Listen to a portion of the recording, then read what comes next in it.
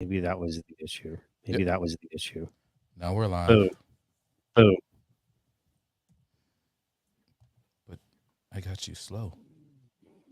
What is that? Man, I got a new booster. My internet should be fired. Are you in the country? Are you in the suburbs? No. I'm in the burbs. I'm in the burbs. That's the problem. I got Cox internet. It's awful. Anyway, you can hear me okay, though. Yeah, I can hear you good. I think you got a delay on me.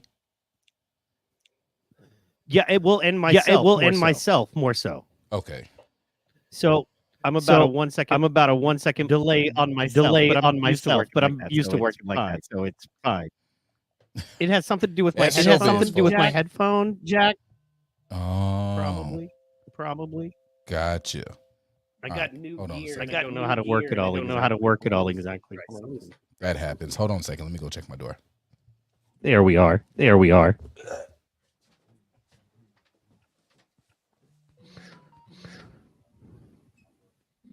Live with PRO2KALL.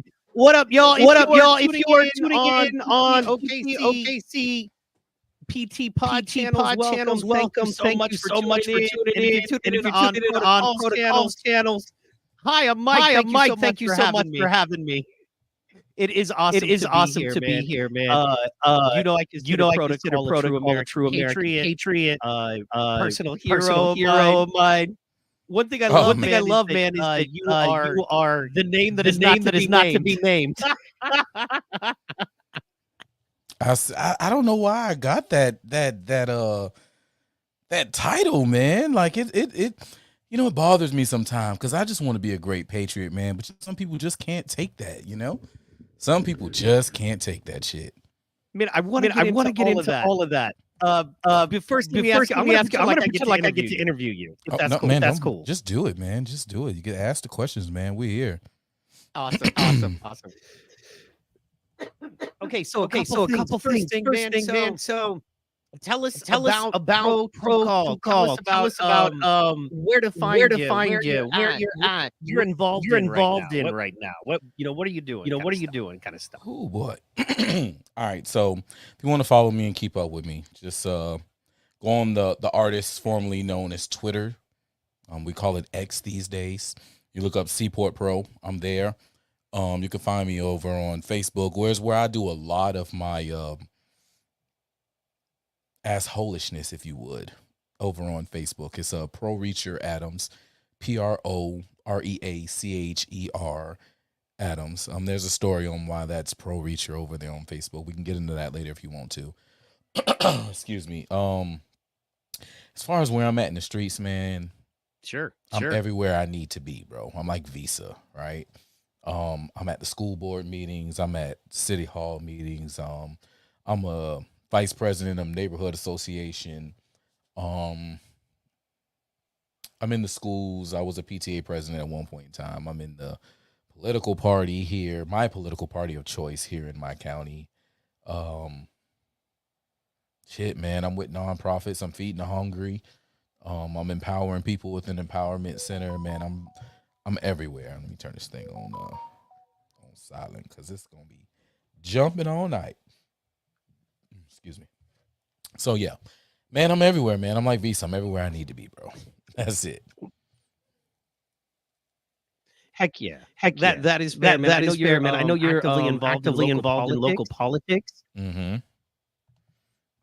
This is true. I find it interesting that not to blow up your spot too much. I'll keep it wide, but like I'm in the state of Oklahoma, you're in the state of Georgia, Right. But I find it interesting that Georgia's kind of a hotbed. You know when you a little bit more than just here. I know you are very involved in the politics in the state of Georgia.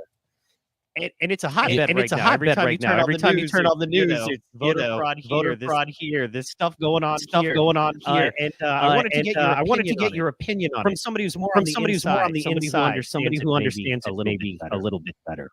Right on. What do you think's going on? Oh man, I think that there is a concerted effort between parties not just the red or just the blue or the rich and poor. My fam said there's a crazy echo. So is there echo?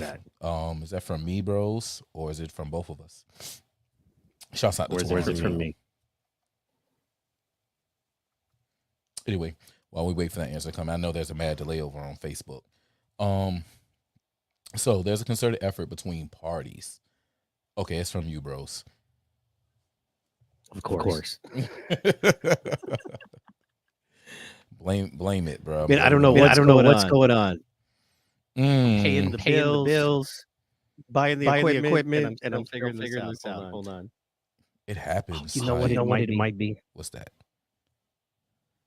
I might have two microphones tuned in. Oh, that could be a problem. And then there's something, man. There was one show I had. StreamYard had this whole echo cancellation or whatever it's called, and it was killing my music. Like my music wasn't coming through. So, man, it's all kind of stuff when we're on this here streaming stuff, but we learn and we get better. That's the great thing about it. And everybody takes the journey with us. Excuse me. So while you get that, I'll get back into what I really think is going on and just what I see, man. They've come together and said that they want us, the people, to be dependent on them. They don't want us thinking for ourselves. They don't want us, being sustainable on our own. And that's never really been their mission. Like their mission from the jump has always been to enslave or to remain in control of a lower class. And it was only them on top. Excuse me. And that's what I think is the crazy thing where I like, a lot of people waking up now. Hold on. Where there's a lot of people waking up now is that they see the whole slavery thing full circle, like understanding that it was a development thing, in the early days on just one particular set of people until now it's just a straight power thing and it's involving every set of people, right? It doesn't matter black, white, Puerto Rican, Mexican, like they want to enslave you. They want to be the ones telling you what to do, how to do, and when to do it. And it's so great that the awakening is happening up right now to where, there's a lot of people on all sides who are like, okay, we'll see what's happening here. Let's go ahead about this and try and fix it. With them knowing that we're coming together and we're waking up to what's actually happening, they're pulling out all the stops in every way they can, and mainly in the elections, right? If they can pull a cheat here, stuff some ballots here, or run this system here, they can remain in power and do what they want to do. The bad thing about that is they pushed it too hard, right? They did it with Trump in 2020, and then they turn around and it got bad for everyone for the past, 2-3 years. And they pushed it again in these municipal elections, and people are realizing that, wait a minute, we didn't vote for that. We voted for this. Wait a minute. How are you telling me that is what's happening when these numbers aren't adding up? You know what I'm saying? So, you have all these questions that are popping up, and they're trying to quell them, but it's not going to quell them. And it's going to get really, really bad leading into the 2024 election and the cheat, because people have had enough. Like, people are actually going to vote for the opposite of what they voted for last time. You're going to have the people who are still going to be asleep. That's going to happen. But as we wake up more people and let them know what voting is, and like, hey, this is how Trump beat them the first time with the cheat.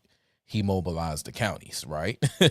So now we mobilize the counties just like he did, but we also flipped the cities. And if everybody in the city show that, no, we're not with this BS no more, we're going to go this way, we can beat the cheat fraud, because they're going to cheat. Like, that's just what it is. They've been cheating. I think they said they've cheated in every damn election we've ever had in this country, which, I can see it and believe it, because that was really antiquated. That was paper back then, like we thought the usage of dead votes was something now. Sheesh. Can you hear me okay now? I hear you good. What about you, chat? Is his echo bad? Yeah, let me know if my echo is bad. Because I don't get an echo from you.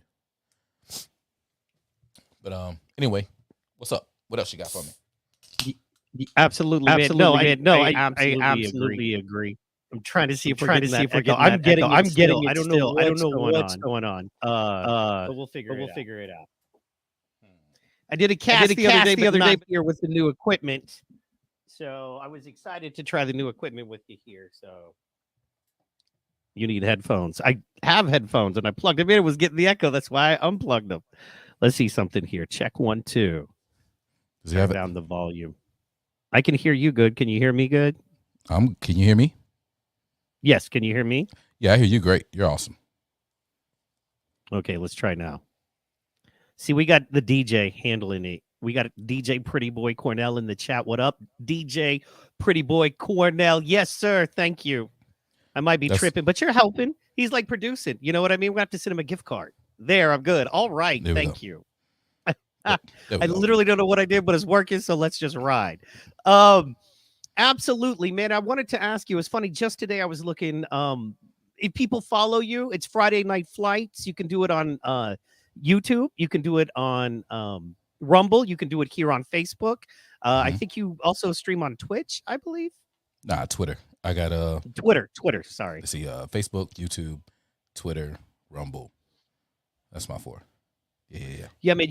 You broke down something amazing this week where you were talking about you went into the nuts and bolts of Trump and kind of why he's hated, and not the the TV reasons of why he's hated, but basically the actual reasons of why he's hated, and it's the truth. And today I was looking at the payroll tax. And just the fact that he wanted to get rid of it, and the fact that you can almost argue that the payroll tax is unlawful.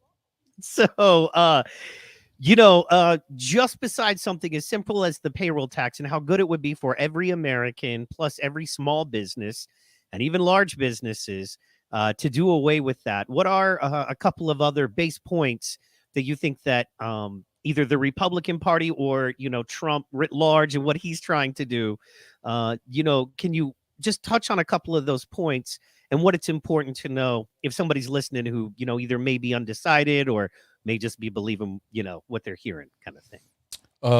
Well, the next thing I always put out there is school choice. Excuse me. And with school choice, that is, as a parent that deals with my kids in their schools, it is imperative for us as parents to have some type of base control of what is being inputted into our kids' minds, right? Just as a parent alone, we should be able to say, hey, this school right here works for my child. This school right here doesn't work for my child.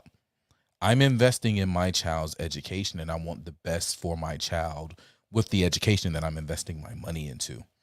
If I see that this school that you're forcing my child to go to just because of their zip code or just because of what side of the street they're on based on the districts that you drew up, if it's not working for my child, I need to be able to put my child in the development of education, institution, or place wherever that I see best for my child. That should not be an argument from anyone who has the child's best interest at heart. That's if anyone is against that, they are someone who honestly only care about the check that is coming to them through, political affiliations and endorsements, that they give, that in turn give them kickbacks, or people who are going to give them the contracts to come in and work in those schools. Like, if you're getting the money and you don't care about the kid, I have a big problem with that. And that's what base conservatives and Trump fought for. That's near and dear to my heart, is the school choice and education for the children. Next to that, I would argue it is his reform to not only business regulations, but also the way that money was being handled and put into communications and into businesses. I hit on that with the speech that he did on October 26, 2016, when he was saying, hey, listen, there's so much potential in the Black community. They need the money and the investment.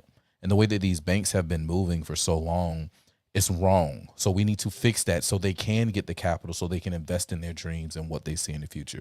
So business and education right there, economics, economics and education, we out the door. And then sprinkle a little sugar on top when he gave us the ability to modernize the music and get paid off the music that we was putting out. Because, man, black folk the culture, bro.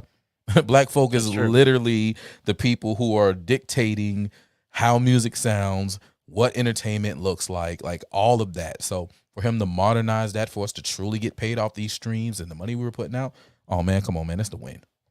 It's the win. Yeah, absolutely. Man, there's so much there I want to go into.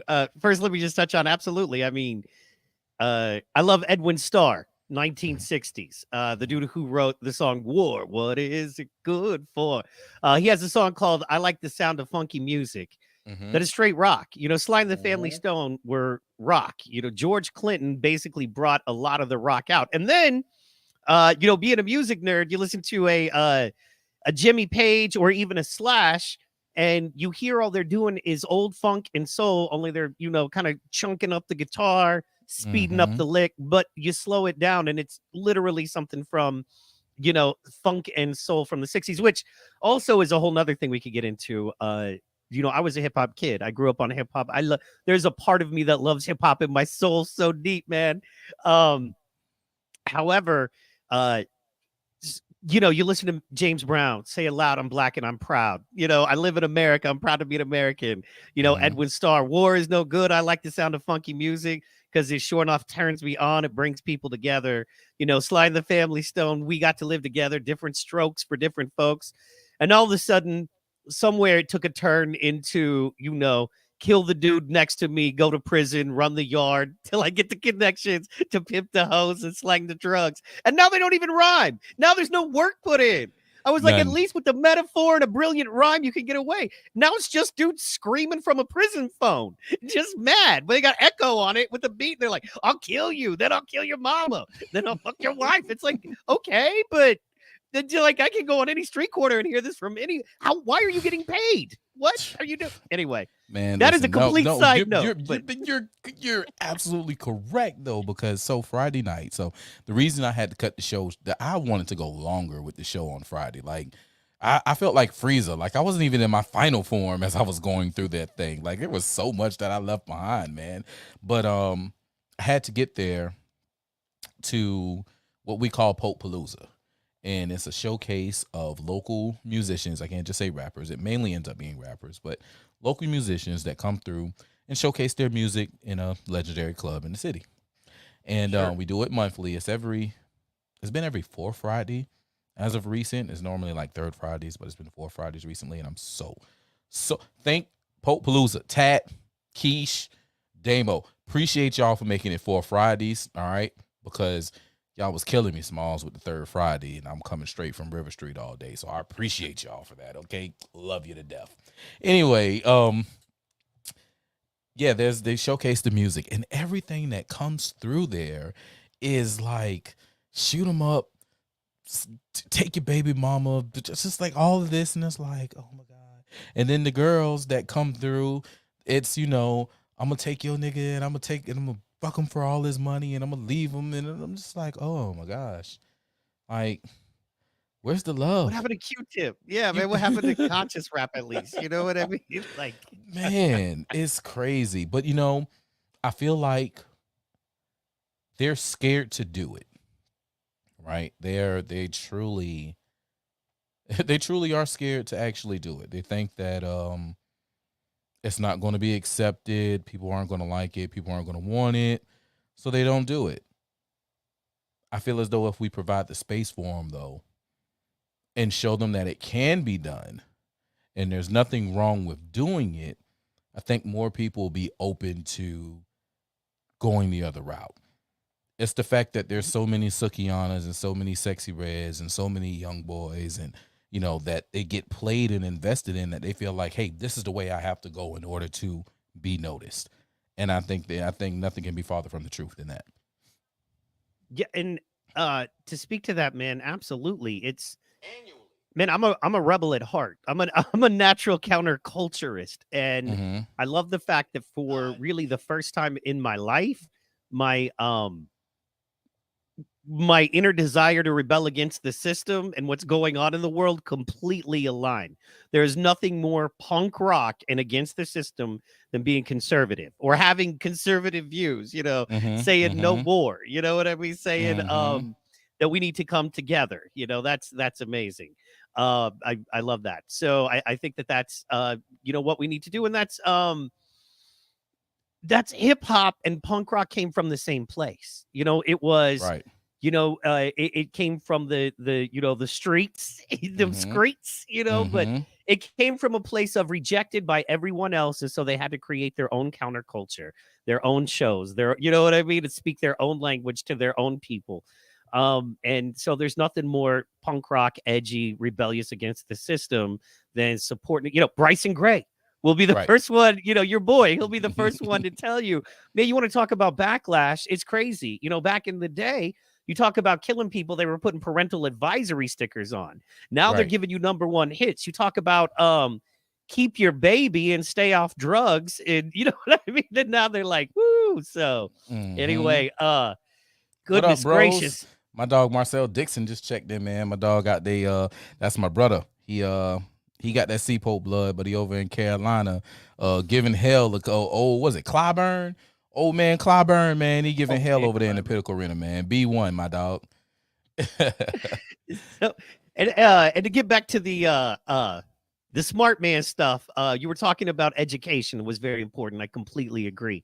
And something you said there that I want to touch on. Yeah, usually the only people. Hey, what up, Greg? What up, Leroy? Man, all these fun people. What up, Stuart? Leroy Jenkins.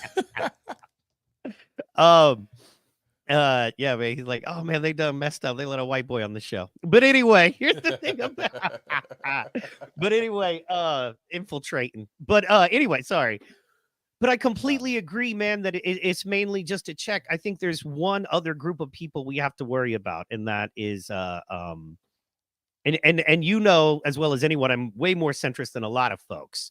But I will say it's a lot of brainwashed people. It's those white single liberal women, and they're like, I need to send my kid to the poorest and worst school, and we need to have power, and we know better for parents, specifically and especially good parents, conservative parents, what's good for their kids. Because we kind of hear it, and I think that's the only other person we need to watch out for. But I absolutely agree, school choice is key, man. Just at the end of the day, need to be they need some. I don't know if your podcast is family friendly, but I definitely go ham. You know that I do, and I'm just going to say that those liberal women that's doing all that foolishness, they need some good conversation and some good penis in their life, and I think they'd straighten up. CNP. They need some good MAGA dick. That'll fix it. Right up quick. That'll fix it. If they're fixable. Now some of them just not. They just plain not fixable. But if they're fixable, some good old MAGA dick will get them right. We'll get them straight. I was out here tripping. You mean I could have a good man and a family and be happy? Woo! Right. I was out here trying to do drugs and sling my titties. What the hell was I thinking? I get it. I'm with it. That's anyway, that's not fixable though. No, you're right. Hey man, as old as I am, I wifeyed mine up quick. You know what I mean? We were together for about 8 months. Just got married in April, but you find a woman that's active in a church, school teacher. She was actually working for the post office trying to get a good school teacher job. Couldn't do it. Too liberal, too much BS. We moved back. I'm in the state of Oklahoma. She teamed up with 2 other teachers that share very similar values. And, they're doing the damn thing good as they can right now. Congratulations. Congrats. But yeah, thank you so much. But yeah, man, you find a good one. Wifey her up quick. Keep her. You know what I mean? And just be like, thank you, God. You ain't telling me nothing, bro. I'm feeling like the State Farm commercial. Got to be quicker than that. You feel me? I'm trying to yank it back, man. Try to get it caught up in there. And I feel like, it'll happen. But that is right, man. In this crazy world, man, like when you get a good one and you're shown that it's a good one, man, you got to go ahead and do what you're supposed to do, man. You got to go ahead and snatch it up. As long as y'all are aligned and y'all can make some things happen, man, y'all got to work. Especially now, man. I showed her Tim Pool on our second date. True story.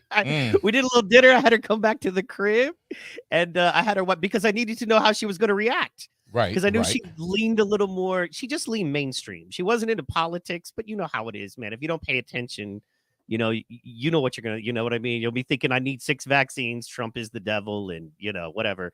If I get pregnant, I need to kill the baby. So it is what it is, man. So and that's just mainstream nowadays, right? So I just put on Tim Pool because that's a very good there's enough people there talking and stuff. It's not like putting on Protocol. You know what I mean? You got to ease a woman into Friday night flights. You know what I mean? Yeah, that is definitely an ease.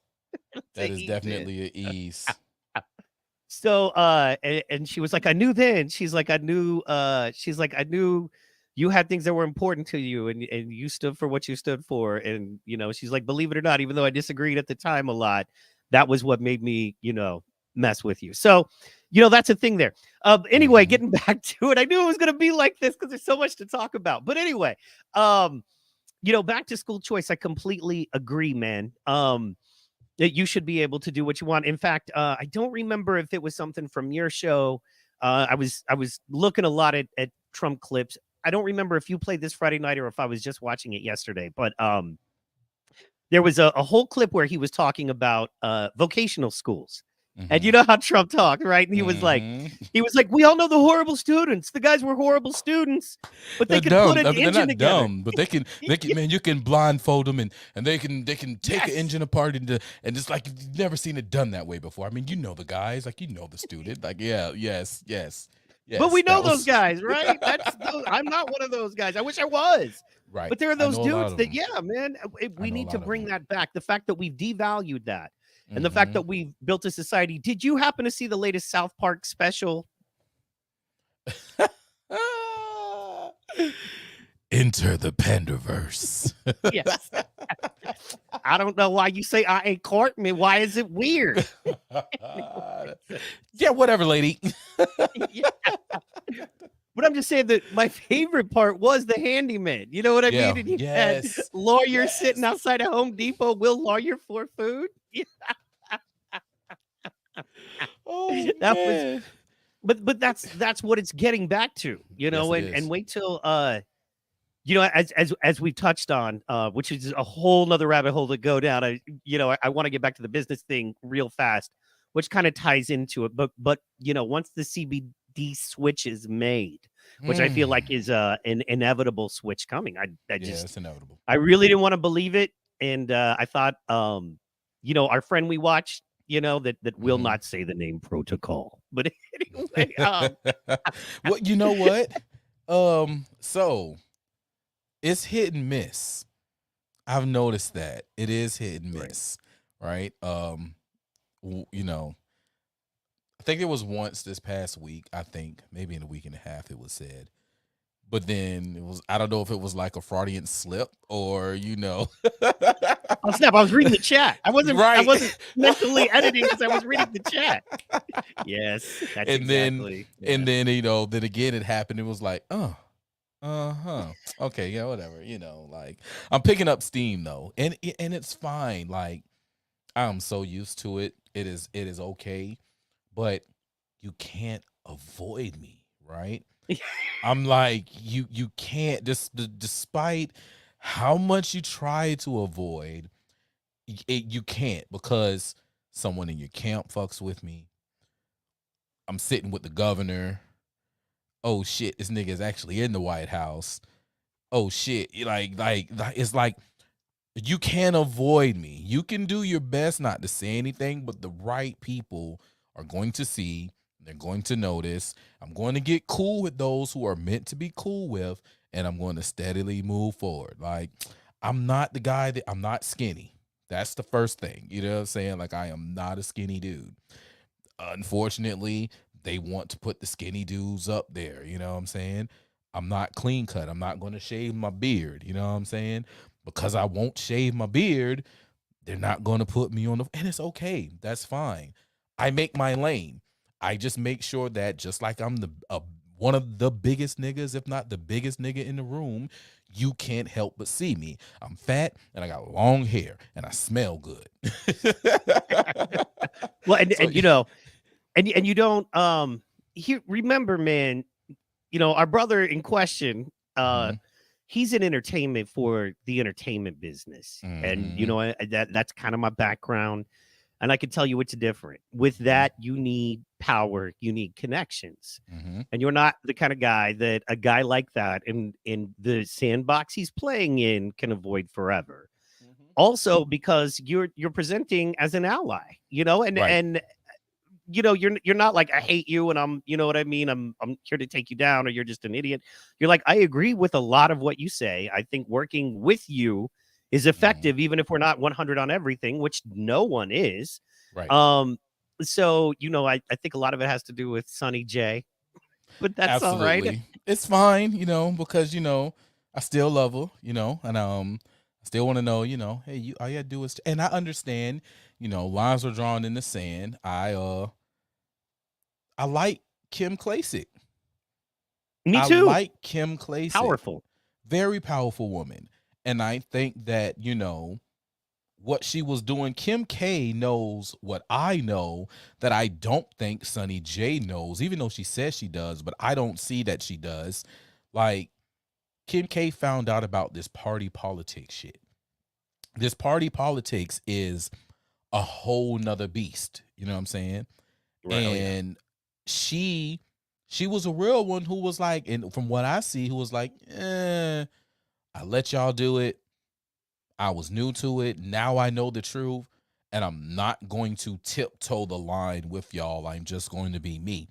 And if this means me, getting cut off. And then the statement that she said was the truth. Like, I don't understand. And this is what pisses me off with a lot of these conservative mouthpieces that are, black, oh, the tide's changing and black folk are going to vote Republican. No, they're not. Black folk are going to vote Trump because black folk fuck with Trump, always have. But if you think that means that they're also going to go and vote for whatever Tom, Dick, Harry Republican is on the ballot and they're just going to go red down the ballot, you got another thing coming. That is not They'll these leave people. It blank. They'll leave it blank, or they'll still vote for the person who they know or feel as though they like. They're going to do that. So we have to actually get on the ground and make a concerted effort in making them look at conservative choices or being the conservative choice. You can go and talk to these people, and it's so funny because I have to start doing this. I don't like doing it, and I probably need to get somebody with a camera to follow me around and but talking to people and asking them, hey, what way you vote? Well, I vote Democrat. You know the Democrat platform? What the hell is a platform? What you mean? What's a Democrat platform? Damn. You vote Democrat, right? Yeah. You don't know what the Democrats stand for? Like what they're pushing to get done? No. You feel me? Like it's like you guys aren't. Sorry, go ahead. I was gonna say that's what I experienced mainly when I lived in Hawaii, man, is that it's one of those, our side is bad, but their side is evil. And they pound you with so much propaganda. And you just, it's, our guys are trash. They don't help the folks, but the other side is a vote literally for Satan, for racism, for, putting women in, chains, whatever the case, which is a whole nother thing. But it doesn't have to be either of those two. And that's why I'm so strong when it comes to like I fuck with the conservatives at the moment, Republicans at the moment, because when it comes to the basic choices that I need to make sure that my life and my family lives are truly best, they're the Republicans. They're the ones who are voting for me to keep my guns. They're the ones who are voting for me to be able to grow my own food. They're the ones who are trying to cut taxes and regulations so I can start a business. They're the ones who are pushing for home and property ownership. Like, it's them who want me to keep what it is that I need to sustain my family and my community. It's the other ones who are like, no, you can't own that. It's really got to be all government owned, and we just give y'all what y'all have, and y'all just take whatever it is that we tell you that is going to be, and red is really blue, and P is really the letter T, and no, it's not going to work that way. There are lines, there are definitions, and I'm going to vote for the people who are going to at least keep those lines where those lines are to be. It just is what it is. So, I digress because I really just I'm tired of the uniparty, as I was speaking on about Georgia earlier. Like there's a whole uniparty throughout the whole country, and these people just want to be in power. And I think it's got to get to a point to where we create our own situations and we move forward. I want to see parliaments like they have overseas. I want it to be like, you know, 20 different parties inside the chamber, and y'all got to come together on the bare necessities on what keep us, you know, there as a country, what keeps us in check. I want to see fights. Oh man, I was so happy the other day when that fight almost popped off in the Senate. With homeboy, former speaker. Yeah. That was crazy. You want to go? Yeah, I want to go. You want to do it right now? Let's go. Well, stand your butt up. You stand your butt up. You know where that senator was from, right? No, where's he from? Is there you see Oklahoma. Yours? Yes, yes. And he's an MMA fighter. Like MMA is so big here. MMA could be the national or the state sport. Yeah, man. Proud of your boy, man. Proud of your boy. And that old bag of potatoes, that old bag of cottage cheese was like, bro, you got a problem? He's like, yeah, motherfucker. Yeah, get up. And he stood right up. Hey, man, buddy was talking big on the internet. Oh, if I'll see him, it'll be on site. Oh, well, shoot. What's up? Here you go. Here's now is the time. Now's the time. Time and opportunity. Let's get to it. So that's man, and that's what you learn. I could share here. I wouldn't share it. I spent a lot of time, in boxing gyms. Those are just my friends. I'm a huge MMA guy. I am by no means a badass, right? But I train. I think, if I had to fight, so I literally feel bad for somebody that wants to fight me who's never trained because they just don't understand. And I'm not a badass. You know what I mean?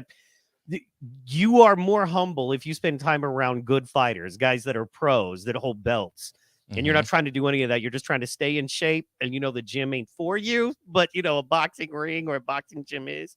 Plus, it's your boys. You love your boys, man. And to be able, it's more of a boys hangout. But instead of watching football, we hit each other. But it's fun, But yeah, the funniest thing is the people who are always ready to fight, screaming, let's go on the internet are the last ones ready to fight. They have no idea. And my thing is like, Sean Strickland or any real fighter, I'm not going to just come on. You know what I mean? I will give you the address to my gym and you get me. You never know. The baddest motherfucker in the world can get caught. You catch me right around here with 7 pounds of pressure, you win. So let's just go and see. Let's just see. Maybe I've spent more time doing it than you. Maybe I'm better at it than you. Maybe I'm not. I'm not scared though. That's the difference. That's the difference. That's the difference between men and pussies is whether or not you're about it or you're not about it. And I'm about it. I'm like, I have so many people that tell me, man, you got to stop. You can't be pull up culture, man. And I'm like, no, bro, I'm pull up culture. You feel me? I'm put an Addy on it. Like, you fix your lips. Like, oh man, I've had so many people fix their lips to call me a ring-tailed varmint. You know what I'm saying? That bandit varmint, you feel me? The coolest guy from the Guardians of the Galaxy, right? They always want to call me that guy. And it's like, nah, I'm not. But if you want to, you could put an address on it and I can show you just how much of that I'm not. I can be Rocket, you know what I'm saying? But I'm not the other guy. So, and it's crazy, but I'm that guy. Like, show me you about it. Like, you talk big, show me you're about it. If not, bro, don't get disrespectful like that. I got an address on all my disrespect, and it goes directly who it's supposed to go to. Well, and even past that, man, I think this plays out in other parts of our lives, right? Like, you want to judge me for being moral or not. That's the worst thing about the internet is this weird Puritan, you know what I mean? You can cut your dick off. If somebody says the wrong shit, you can murder them, but somehow if you say the wrong word at the wrong time, you have to be cut out of society. And as they say, it would be better if you were locked up in prison because you support. It's like, what? Like, it doesn't make any sense. But this plays out in that it's like, okay, you say you're about it. What are you doing for the holidays to help other people?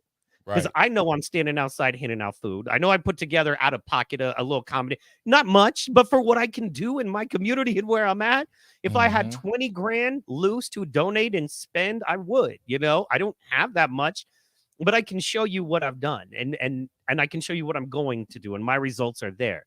Now, whether you want to meet me at Oklahoma Combat Sports and Boxing Academy, or whether you want to meet me on the street and grab a few turkeys and put them in some bags for some less fortunate folks, I'll see you either place.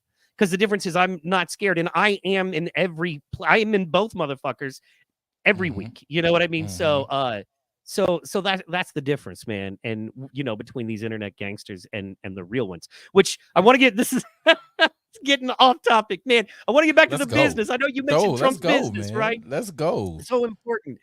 Couple things that drove me crazy, which to me confirms uniparty, as you brought up. The first one is, and this is something that I found. I was watching Life, Liberty, and Levin one night by accident. I probably got too much good shit and was smoking it on a Sunday night and all this stuff. Like, what the hell's on TV, man? There's this angry Jew telling me that we need to bomb Russia. Why? Anyway. Shut up, you kook. Exactly. But he was showing a thing he was complaining about how in the budget that we passed, the largest increase is for global warming or whatever we're calling it now, climate change, environment effect. Bullshit, right? A big scam, money laundering hustle. But wait, there's more. Here's the most important part that I've not heard one Republican talk about, not one Democrat, no one talk about. The largest government program that was set to get cut, and I think they just cut it. I don't even think there was any fight, was the SBA, the Small Business Association. The one thing that I'm actually pro giving money, like of all the things I want to get, roads, yes, right?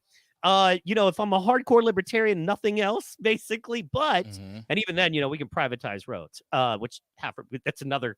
But anyway, the point is, as the government stands now, if you're like, look, man, we're broken, but a chunk of the taxes you pay go for people that if they qualify, they get a loan from the government, which actually makes your taxes profitable because we get a return because it's a small business, low interest loan to help people achieve small business independence or financial independence. And that's what they're cutting the most. And no one's talked about it.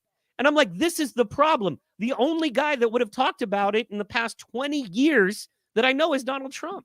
So love him or hate him, explain to me if you have any design on not punching a fucking clock for 40 years, or if you want to do something, or if you have a friend, loved one, or family member that wants to run a business.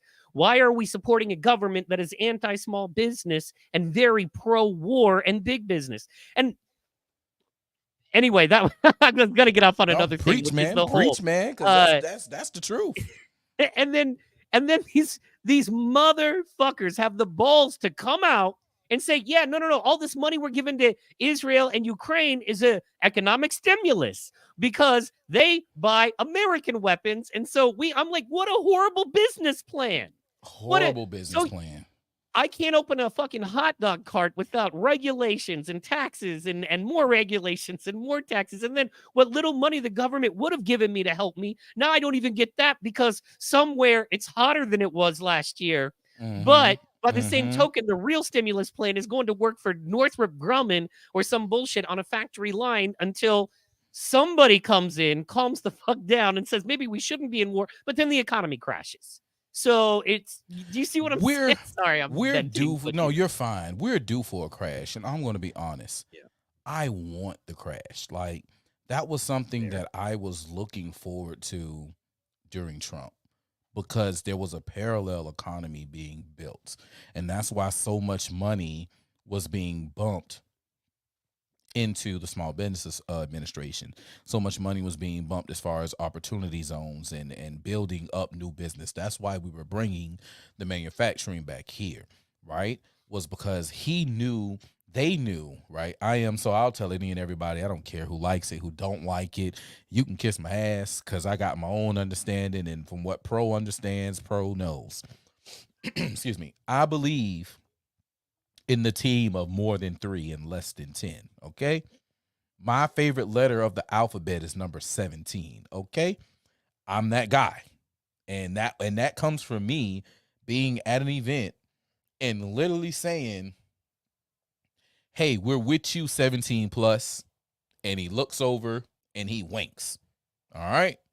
when I call him, and I actually said the letter plus, all right? I ain't going to say the letter because, they're going to get crazy. And there's a difference between 17 anon and just 17. There's a difference. Yeah. And if people want to talk about the difference, like literally it's two separate, you have the anons who do what they do, and then you have the intelligence team that does what they do, okay? Like, it just is what it is. So don't let the news scare you and all that stuff. Come talk to me, and I can walk you through some things.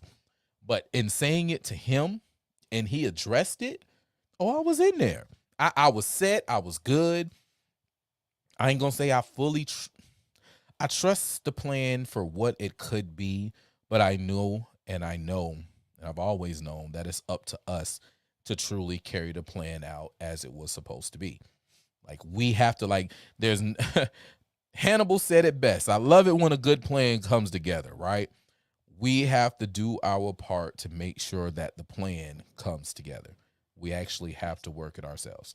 So, in saying all that, getting back to the economy and the economy crashing, I knew that it was going down. I knew the dollar was on the way down.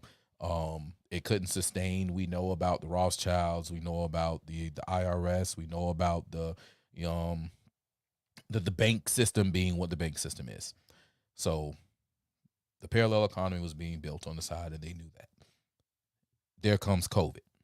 COVID came in to shut us down, right? They came in to stop the economy from roaring, to stop the people from building, and to stop the people from being able to have that cushion to fall over on when the big main system fell, right? So they removed that from us, and it's still going to fall. Like, it has no choice but to fall. It's unsustainable.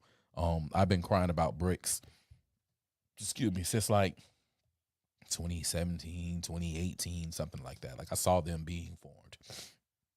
They're going to take over as the world reserve, dollar, the world reserve currency. Yeah. It's the big economies. Like, people want to play that it's not the big economies, but let's okay, fine. It's not we won't call it the biggest economies of the world. We can definitely call it the biggest landmass countries of the world, though. You got Brazil, you got Russia, you got China, you got India. You know what I'm saying? Like, how much of the world is that covering when you mention, Russia, China, India, and Brazil? That's a whole lot of landmass that we're talking about that's being covered within this here economic structure. And then you have their partnerships that they're working with the continent of Africa and all those different countries that are within it. Like, that is a lot. That's a lot of production, and that's a lot of consumerism, right? And that's a lot of room for development, because although America is developed, Africa is nowhere near as developed as America, right? Nowhere near as developed as places like Hong Kong, right? Like, they have the opportunity to build, and they perfected things. Like, we still have buildings in America that are standing from the 15, 16, 1700s, right? They don't have that. So now we have the new stuff that we perfected in the 2000s. That's their ground level from where they're building up from. Man, and to blow your mind and to go even deeper into that, Kazakhstan, for instance, right? Mm-hmm. When we think of Kazakhstan, we think of goats and goat farmers. There is a city they built in 2021.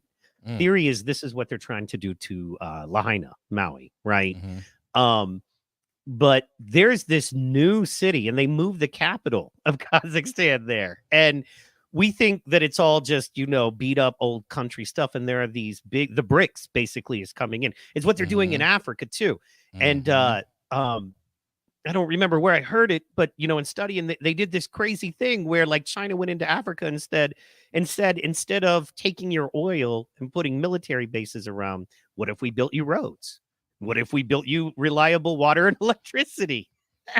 Because then I know you're dependent on me for the pumps that do the water and the electricity. Mm-hmm. Mm-hmm. And not only that, but, life is bleak in many places, and this gives them a chance. But then, once again, we slap back to that one world thing and no freedom. And it's freaking hard, man. You know what I mean? I do not believe in a one. In fact, I believe in balkanization of the entire planet. I would like it if we almost went county by county, right? Right. Because I believe the tree bears fruit. So if your county, literally the county away, you know what I mean? If you want to be crazy and wild and super blue Che Guevara, level Marxist. And in my county, we are old school. You know what I mean? Church on Sunday, kids don't do drugs. If you drink over 21, and you know what I mean? You keep that shit tight. And if you put that in the city, we throw you in jail or kick you out. And then the tree will bear fruit, and then you'll see which place you want to be. And I think that's not even that's a big thing that they depend on, is not allowing, and why they come after places like Oklahoma and places like that, because they can have people living. And then they go, well, we have so much more money. Yeah, money we create. Money people in Georgia and Oklahoma create through oil and cattle and that kind of thing. Now weed is the #1 cash crop here. So what are you gonna do? But I'm on the way behind it, man. I'm on the way. I got 22 acres. I'm about to have fun, boy. Man, you think 47 will legalize it? 45/47, you think will legalize it nationwide? If given the opportunity, I think he would. But I'm pissed off with him. I've said this before, and I'll say it 1,000 times over. That was the stupidest shit you could have ever done by leaving that on the table for Biden. Yeah. Stupidest shit you could have ever done by leaving that on the table for Biden. Because it doesn't look like he's going that way. Yeah, well, it's too late now. He's not going to get it through Congress, do you think, by next election? Well, that's you know what now? That is the biggest problem. The biggest problem is he doesn't have the House, right? He doesn't have the House. But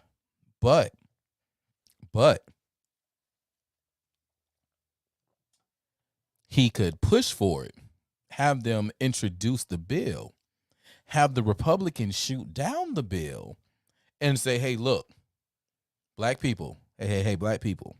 See, I had this legislation. I want to legalize weed. And I also wanted to, let people out of jail who may be in jail for weed charges. You know what I'm saying? But look what those racist Republicans did. That's fair. I mean, that's what these racist Republicans did, and there it is. I kind of like it the way it is now. It needs to be looser. The regulations need to be way looser. Needs to be more votes, I think, annually at least. But man, I like the states' rights. Meaning, if in your state you want it to be completely illegal, then that's your call. In Oklahoma, you got to get a license. You got to see a doctor. You know what I mean? It's come on. You know what it's a Dr. Phil. It's not like right. And nobody needs doctors, weed. But. There's doctors who there are herbologists out there. There are yes, thank God. and that's my thing is with it is I'm a believer in Genesis 1:29. All right. I'm out the Bible Belt, so I'm a believer in Genesis 1:29.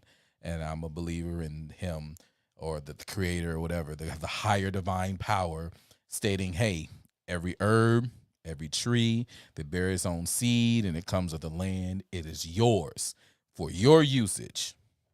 Cool. Agreed. I'm not with the extra stuff, the powder and the heroin and all the other stuff, where you got to add extra stuff and people cutting it with all kind of foolishness. Like, nah, I ain't with that. It's a straight plant. Cool. You doing some extra stuff? Got a problem.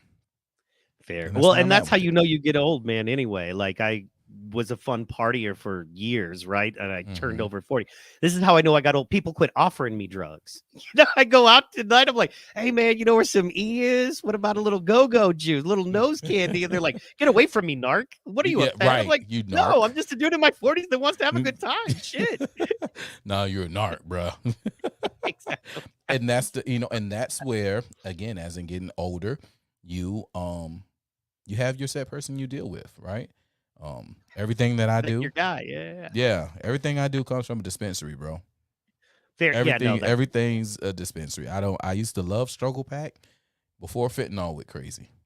Now I don't want no Struggle Pack. Now it's like it's like we really is living Cat Williams, a Pimp Chronicles situation, right? Yes. We got that Crypto Chronicle like nigga. You know what I'm saying? They got that death. Smoke one hit, you'll be dead. Well, You I don't want dead. to. Shout out to Cat Williams, by the way. Got to open for him in Hawaii. Love him. So That's yeah, what's man. up, man. Yeah. Uh, it is. I absolutely use it, man. I know so many addicts. I'm happily, using weed here and there, daily. But here, meeting in the studio, there, meeting the bathroom, there, meeting the living room. I here and there, meeting the car, Right. and Right. in the back of your establishment, just wherever. But but yeah, no, I've known so many addicts who have used marijuana to get off other things. In fact, I've known depressed people and people with other challenges that the doctor had them twisted up on 5, 6, 7, medications. And I'm talking, they don't become crazy stoners, but 3, 4 hits off a vape stick, a half a joint in a night, and they feel better. And now that it's completely legal and they're off, 4 different doctors' medications, that's a blessing to me, man. I can't argue that at all. And also, yeah, it keeps you calm, man. I think it's like anything else. I try to be careful about being an addict. It's so funny. We're so far off topics, but I love this conversation with you, man. I try to be careful. Yeah, man. Anything that I put in my body where I'm like, oh, I like coffee. For me, I will tell you, nicotine, weed, and sugar and caffeine. Right, those are my 4 addictions. Right, believe it or not, weed you can put down. It's so not as addictive to me as say sugar or caffeine. You know what I mean? Thank you, Amber. Healing powers of the Lord. Yes. So, but I'm like, okay, I do a little nicotine here and there. My coffee would be the main one. I need that coffee every morning. And I know that's an addiction. That is something that I don't function without this other chemical. So I'm working on that. But hey, man, we got a lot bigger problems to solve. If they got coffee on the battlefield, no, I can handle it. So, but yeah, I haven't drank. April will make 4 years. I haven't had a drop of alcohol, no hard drugs.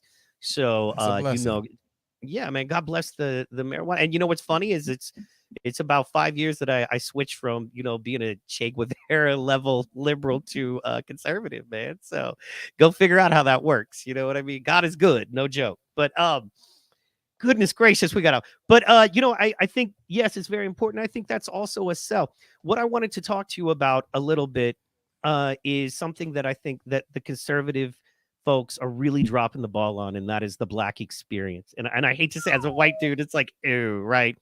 But let me give my whiteys out there an example, right? Just to give you an example, okay, of what you may not know. Okay, I like watching reality TV for a lot of reasons. One is it shows me how people behave, right? So let's talk about, for instance, one of the most popular reality shows in the history of reality, one of my favorites, Survivor. If you look at it, they vote off the Black people even when they're mild threats. Now, I think that it's like, oh, well, he's Black. They vote off the Black people. Bing, bing, bing. They're always the first 5 to go out of 18 normally. That is, in a couple out of 40 seasons, you've had your anomalies, but mainly it's always been that way, man. It's like the scary movies. We're the first one to go in scary movie. Like, shout out to Jasmine, and she's right. The big farm does want those pills. But then what I mean is that, and I think it's tribal. We are tribal. And that if it was Survivor in Africa and it was 18, say it was 12 Black folk and 6 white folk, the white folk might get it, or 4 white folk and 2 Asian folk, the way they do it, mix it up. The white folk would probably get voted off quick. And you have to ask yourself why. It's like, well, because they have a sense of culture, because they have a sense of family.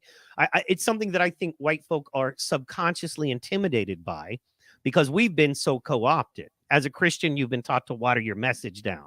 If you're not a Christian, you've been taught that you're white, so you're evil naturally, which is not the case. And I'm not saying you're racist. I'm saying that this is something that Black folks deal with. Now, let's go to my other favorite longest running show, which is Top Chef. I had to stop watching it. Season 1, episode 13, right? So me and my wife were sitting there the other night watching it, and I hadn't watched it in years, streaming and stuff. And me and my wife, when we're chilling after dinner, like to watch about an hour or 2 of TV, just chill, me and her, right? Because we're poor, so that's all we get to do. But anyway, don't worry about us, all right? But anyway, well, I swear, boy, I wish I was living poor like you. That's a nice looking fireplace for a poor man. Bro, that's a green screen. This is 100% green screen. Do not believe the hype. It's a green screen. I know it's a green screen, but you took the picture in the living room and put it behind you. You know what I'm saying? There you go. Like, that's what that Absolutely. is. Gangster living. But so on this Top Chef, right? They take a white dude and a black dude, right? They got to face off at the end of the show to cook off for their life. They take them to a slave plantation in like South Carolina. Seriously, no joke. You can look this up.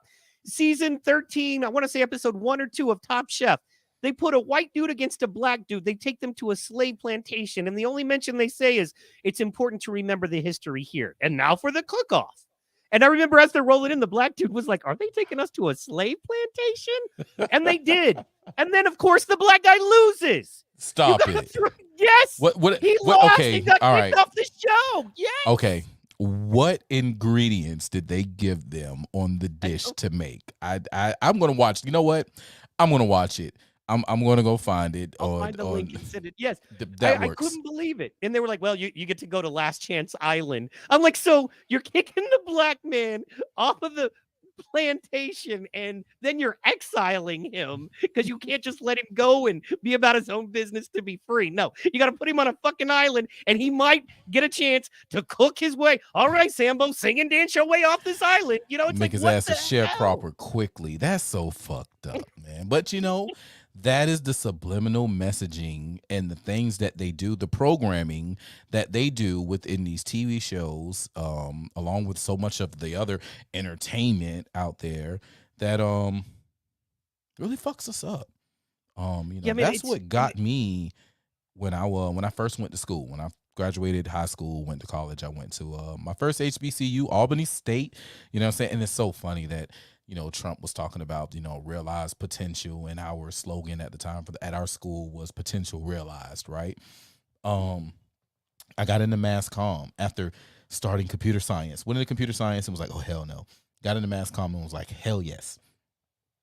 One of the first things that I learned was programming, program director, the whole understanding and the mindset of what they were doing or moving towards in media at the time. So this is 2007. This is 2007, 2008 time frame when I'm learning this. Of course, you know, people who go to school or people who learn particular pathways or whatever it is they're going after in college, it changes throughout the years. Like their direction of where they're headed and what they're doing changes within the years. So at this time, this was, you know, leading where we are now, they was pushing and teaching about, you know, programming, directing people, putting out the actual mindset that we want people to use, right? To have, you know, in their everyday living. They were talking about the psychoanalysis of what they're doing. And I'm sitting here and I'm like, so you guys are really on some program the minds of the people who are watching your shows and listening to your programming. It's like, damn. And then I started paying attention because at that time I'm DJing on radio, I'm DJing in clubs, and I'm listening to the music we're putting out. And then I'm watching what's happening in the streets in everyday life. And I'm like, holy shit. They're doing this. And it is so evident when you know, right? Like when you know. So it's fucked up, to say the least, what these people do in the name of money and in the name of control. And right. It's in our faces. Yeah, and not trying to sound like a Destiny podcast with his token black guest. That is not, I just realized that's what we could have been. What I'm trying to say is my whole point. By the way, my man Marquez Stewart said, or Marquise, I'm not sure, said Golden Rams. Marcus. And I got to tell you, yeah, but Langston Lions, bro. Langston Lions all day. You know what I mean? Golden Rams, baby. You know what I'm saying? What is a Langston Lion? What is That's that? HBCU. The Oklahoma. What is that? What is even a the Oklahoma way over there? You know what I'm saying? We'll respect them because they in the family. However, it's East Coast living over here, where the real HBCUs, you know, hold it down and call home. That's y'all brought. Yeah, no, yes, sir. Absolutely. But our white boys play good football. Our white colleges have great football because You right. Listen, you white boys even come to the HBCUs and perform greatly on our athletics. Listen, our golf teams wouldn't be the same without y'all, and our baseball teams wouldn't play. So we appreciate y'all. Hey man, look, if I didn't go to a HBCU, nobody would have had clean jock straps or socks. You know what I mean? Before they played them games, You was I'm the important. best equipment manager you could be, brother. Appreciate you. Well, it was assistant equipment manager, but let's not split hairs. Hey, man, listen, that's cool. You got the experience, you know what I'm saying, of an HBCU, and most people, I think that, especially, just being a black man from the South, I think that the HBCU experience is needed in the lives of so many of our kids. Even if you don't go to school at an HBCU, just dealing with the people on the campus of an HBCU is so life-changing, right? I did my 4 years, 2 in one school, 2 in another. I realized the Ponzi scheme and was like, you know what?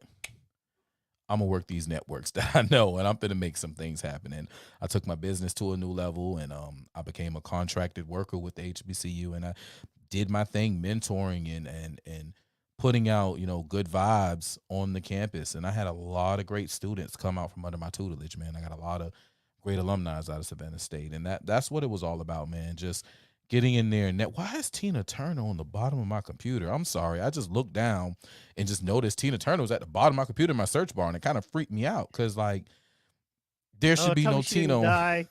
As long as she didn't die, we're good. Man, Tina gone, bro. Tina checked out earlier this year. Right. Yeah, because she was 80, big bucket of win. Yeah, she was over my bad. Overseas. That's why I'm trying to figure out. Yeah, she married that rich Danish dude and was living like a queen in Danish land. So again, I say good for her. And one thing I wanted to touch on with HBCU is like band. I have one word, band. Yes. What they do. And that's a problem with white colleges is that, made fun of and stuff. Not at a HBCU, man. That shit is real. And don't think we didn't get made fun of being in the band too. Now it is real. It is listen. They love us on the field when we out there doing the shows and we putting all the different things out on the field. They love it when we do that, right? They love us percussion members, you know what I'm saying? Because we do things with the drums, like it just be awesome. They love us there. But as a regular day, nigga, please, you a geek, you an old band head. Like you, like it's still, bro. They still Jones on us outside of that. But when we in them stands though, and we be jamming, they enjoy it. When we on the field and we jamming, they enjoy it. But we have to bring back that. We was talking about bringing back the music earlier. Like that's one thing, because I'm a band head, right? I marched at the greatest high school band that the city of Savannah has ever seen. That's that A.E. Beach High School marching band. You understand? That is the oldest What'd you play? black.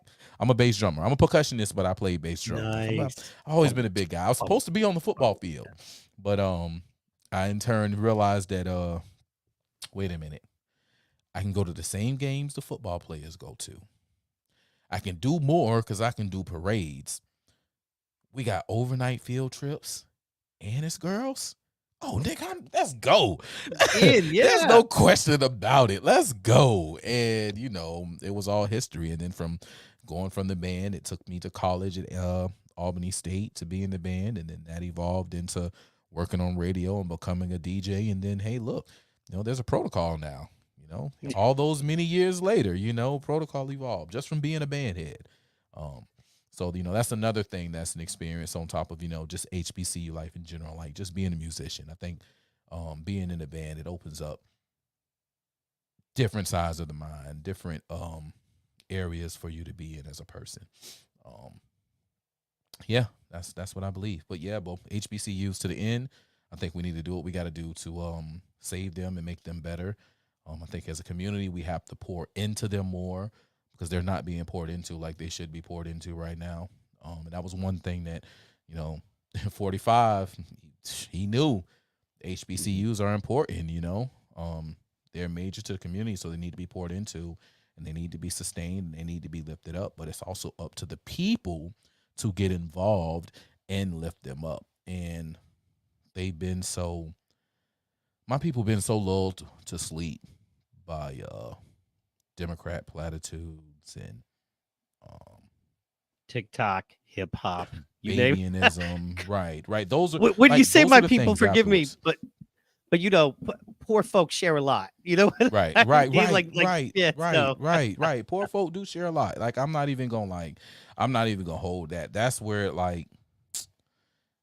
the blending of it came in, right? Is like, it went from being directed at just one sect of people, like we said earlier in the show, it went from being directed at one sect of people to where like now it's everybody, right?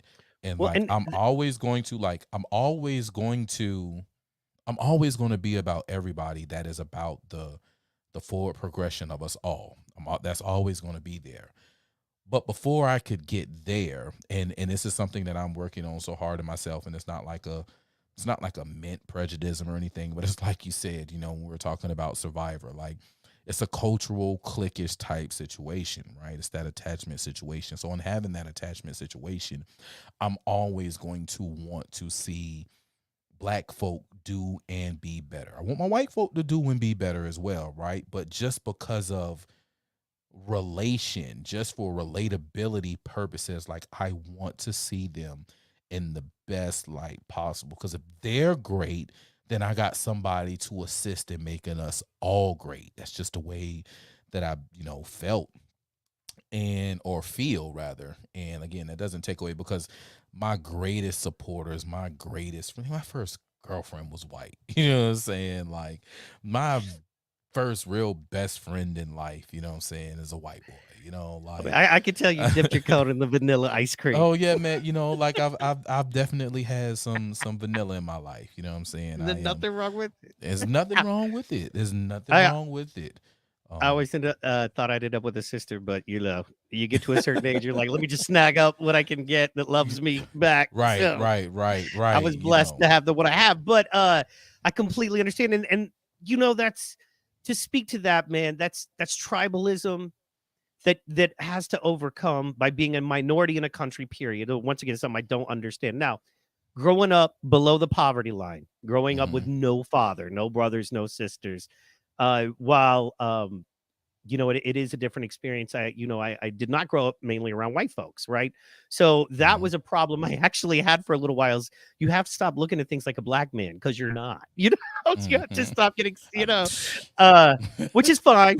I'm mad about it, but you're taught a certain way. Like I let me just give you an literally thought example. about Mowgli on Yeah, the Jungle Book, right? You're not a yeah. wolf, you sure? Like Tarzan, if you're somebody not an took, ape, are you yeah. sure?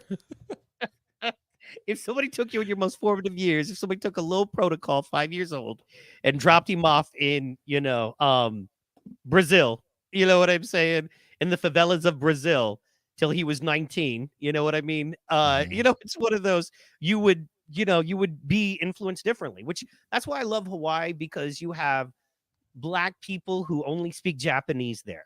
And you would Right. never think this person is black. And they don't speak English. They speak Japanese and maybe a little Thai, right? And Mhm. you have Spanish looking dudes who, don't speak a lick of Spanish. And then you have Asian looking cats who, because they are in Hawaii, it's such a mixed bowl, Mhm. you'll have a Japanese dude, a Chinese dude. Now I could tell them apart at this point, but it's, white's got to be the worst. You know what I mean? I was talking to somebody, I was like, I was trying to explain to somebody, we're talking to a Japanese person, they were frustrated. I was like, you got to understand, they can't tell the difference between me and a dude from Germany and a dude from Florida versus it's like, think about it. A dude from Washington State and a dude from Florida are very different, right? Now imagine if it's a dude from Germany or Canada. They don't know the difference, man. You have to be Mhm. that's the American problem. But anyway, Right. That I is. digress. Back to the point of the tribalism and wanting to see your smaller tribe do better. And what I wanted to touch on with that is that's something I grew up a little envious of was because you know, being with just me and my mom and not having a supportive family system, Mhm. even the black kids I grew up with, my friends, that I knew and hung out with, they had a bit more of that at least. Right. Right. Something that's crap is it frustrates me once again. A conservative talking point is that black men don't take care of their kids and black fathers aren't available. That's crazy, man. Black Mhm. fathers took care of me. You know what? Right. I didn't. If it weren't Right. for the black coaches at the YMCA, the black volunteer, coaches and just the dudes who on Sunday took you to the park to hang out and stuff like that. I was a hyperactive kid. If it weren't for those dudes who were good to somebody like me, I wouldn't be where I am today. So it blows me away that we've kind of perpetuated that narrative, to be negative. And that's what I was going to ask you. How do you think as conservatives we can do a better job, because right now, as we know, the black vote is 90+% Democratic, period. Mm-hmm. Right. And Mm-hmm. I'm not, I'm not trying to make I'm just making a factual statement. So, and I feel like there's such a wide open thing because most of anybody I know that comes, from a place where it isn't just white privilege, they want to do better. And even a lot of white privilege cats I know, but you want to do better. You want to do better for your family. Most of the cats I know, if you have stuff and you're good and you're not struggling to pay your light bill, you want other people to have stuff because you don't want to live in a world where you're rich and they're all poor. Right. Because you're a target now. Exactly. You're a target. And exactly. You better share. So, yeah. But not only that, but any intelligent person knows, as you said at the beginning, we are culture. You know what I mean? What, like it or not, when it comes to music, comedy, me and my boy Damon Detroit, we're talking about. There's not that many funny white people anymore. There's still a lot of funny black folk. There's not that many fun, and all the funny white people are old, right? The older dudes. So, but one of those situations where what can folks do? And the problem is we hear the word racist and we get so defensive. You know what I mean? Right. LS, it won't be 90% this time around. You're right. We get so defensive. It's like, I'm not racist. I would never want or wish ill on a black person. And that's why I like words like tribalist. It's like, bro, you don't understand this, but if you and 10 white boys were thrown into Zimbabwe, you know what I mean? And you would naturally team up together, especially if you come from the same region of your country, USA.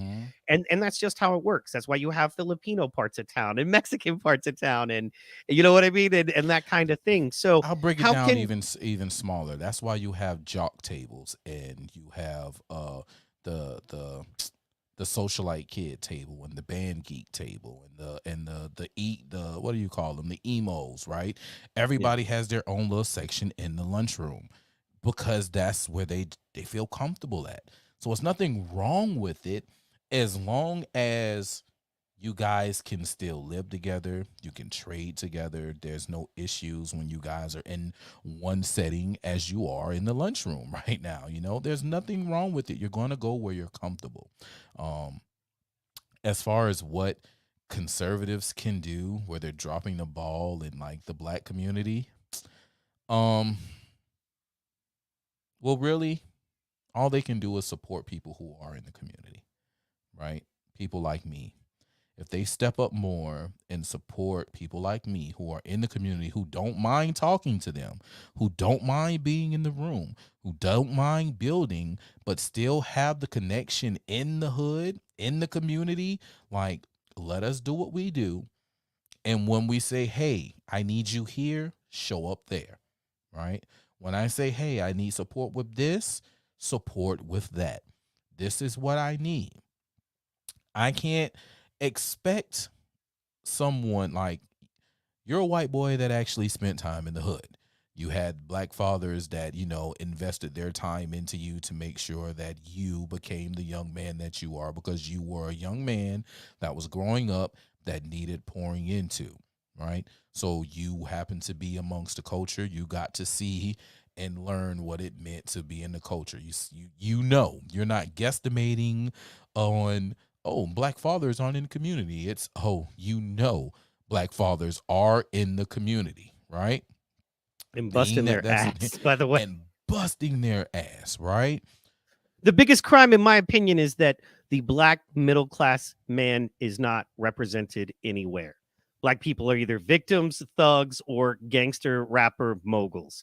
And the black man who has the family that works his ass off, whether he owns a small business, you know what I mean? He's going to work for somebody else. He's busting his ass. He's there at his kid's graduation. He's there at his kid's game. He loves his wife. You know what I mean? That man is not represented really in society. Why not? Right? For lack of a better term, the Bill Cosby dude. You know what I mean? Because we're not presenting ourselves as a whole, right? It's a different day and age now, right? We have what we're doing right now, right? We're broadcasting to all the social medias of the world, right? All of the people on the worldwide interwebs can now see what we have going on. They can see the representation of the hard middle class working father that isn't about the BS, right? We just have to push it. We just have to be out there and be the face of it. Of course, we're battling, we're battling, excuse me, the stuff that they're putting out for us to consume. We're battling the cell phone being taped on the ceiling. We're battling the rage monkey TikTok trend, right? We're battling baddies. We're battling all this other programming that is meant for us to consume and not be on the better side of building sustainable communities and families. Because again, that's not the goal. The goal isn't for us to be sustainable communities and families. The goal is for us to be beholden to them, needing them in order to take care of us, and be as dysfunctional as possible for them to obtain what it is they need to obtain. So we have to be the ones that push it, and it's going to be hard, and it's going to be a true organic situation, and we have to pay attention because they'll do us like they did the Black Panthers or anybody else. Once we get too big for our britches, they will tear us down. I mean, fuck, they're doing it to Trump right now. He got too big for the britches, and they are going in. They are going in to tear it down, and we can't allow them to do that. We got to stand stead strong, and we got to kick ass. And I think we can get there. I watch my numbers and my comments on Facebook. There's no way with 1,000 some odd followers I get the numbers that I get, and I know they're lies. I've watched my live go from 2 explode to 80 and then drop back down to, and it's like, wait a minute, huh? What are you doing? Bro, I've liked your stuff and it unlikes it. Like you'll be live and I'll like your stuff and I come back and it's not liked and I have to like it again, or I'll leave a comment and it doesn't go. And I'm like, okay, well, I'll leave the comment again. I'm like, man, they don't want you. No, they don't. You're the most dangerous person to the regime, man. You know what I mean? So I believe that, bro. I believe that because I'm not the normal narrative, bro. You know what I'm saying? Like, I am a pro-Black Proud Boy. Allegedly, that is not supposed to happen. I wasn't gonna out you. I was gonna wait if you wanted to say. Man, listen, you wanted bro. To claim it live. Bro, I'm out here. When I go to the club, I'm in my hoodie. You feel me? It says pro over my heart. You know what I'm saying? It says, fuck Antifa to my right. It says Proud Boy down my left arm, and I'm in the club. I'm in the streets with the hoodie on. I got, my hat that I wear. Like, bro, like, I don't care. Like, and I tell this to my brothers, all the time. Like, we are not what they say we are. So because we're not what they say we are, there's only one way we're going to be able to show the world that we are not who they say we are. And that is by being us and letting them know that, yes, I am. And I'm completely against your name. They're a bunch of white supremacists. Oh my God. He has a Black liberation flag behind him in all his videos. How? They're the busted. When that's, hey, man, one of my favorite sayings is, you go to war with the army you have, not the one you want. Right? That's it. And That's it. The whole Gideon thing, and the, drinking the water and, if you're ready for war, and you got too many men. It's like, why would you ever have too many men going to war? It's like, because, you want the right men. Like I said before, one of my favorite Art of War sayings is, one good spy is worth 1,000 good soldiers. And and that's that is, for lack of a better way to say it, their concern, right? Because a lot of what they base their shit on is Black people are either victims or Mm-hmm. super duper successful. If they're super Mm-hmm. duper successful, it's because not racist white people have helped them and given them their opportunity. And if they're victims, it's because racist white people haven't helped them and given them their opportunities. So which No, I'm one? not saying that doesn't exist, sure, okay, ish, right? But that's not the reality of it. Most, in my opinion, most people, we're out here working. One, it's Christmas. Most of my friends are getting an extra job, picking something Right. else up. We're working 1-2 jobs. We're trying to give our families a little bit better, and then we're under crazy hyperinflation and war. I don't understand it, man, and I don't understand why both parties. Trump said the most brilliant thing. Once again, man, I'm rolling with Trump because you put somebody better out there, I'll fuck with them. But until then, Trump is my guy. And until you can bring me real shit to stick on him. You know what I mean? Really, not shit that your favorite rapper brags about every time you get in your car. Not shit that's just blatantly untrue and lies. Not the old school, well, he's racist. No, none of that. But bring me some real shit. Because honestly, straight up, in my opinion, and digging, he's probably one of the most legit presidents we've ever had. Was he perfect? Yep. Hell no. I'm still mad at him over COVID. That's another thing. But and that's done. We can jump into that too, because he was forced to do some of the things that he did. And he went with, so I did a special, it's on my Rumble page, right? I did a special where it was talking about all the wonderful, all the things that he did during COVID and what we left on the table, right? He did a briefing from the White House, right? He had a whole bunch of NASA engineers and doctors and all kind of stuff. Like, this is when he first mentioned the disinfectant, right? When he talked about the disinfectant gas that you could put inside your body. So, like, a lot of people didn't know about the O3, right? The O3 treatment, which is where you breathe in the gas and it literally disinfects your body. Now, this has been used for years, right?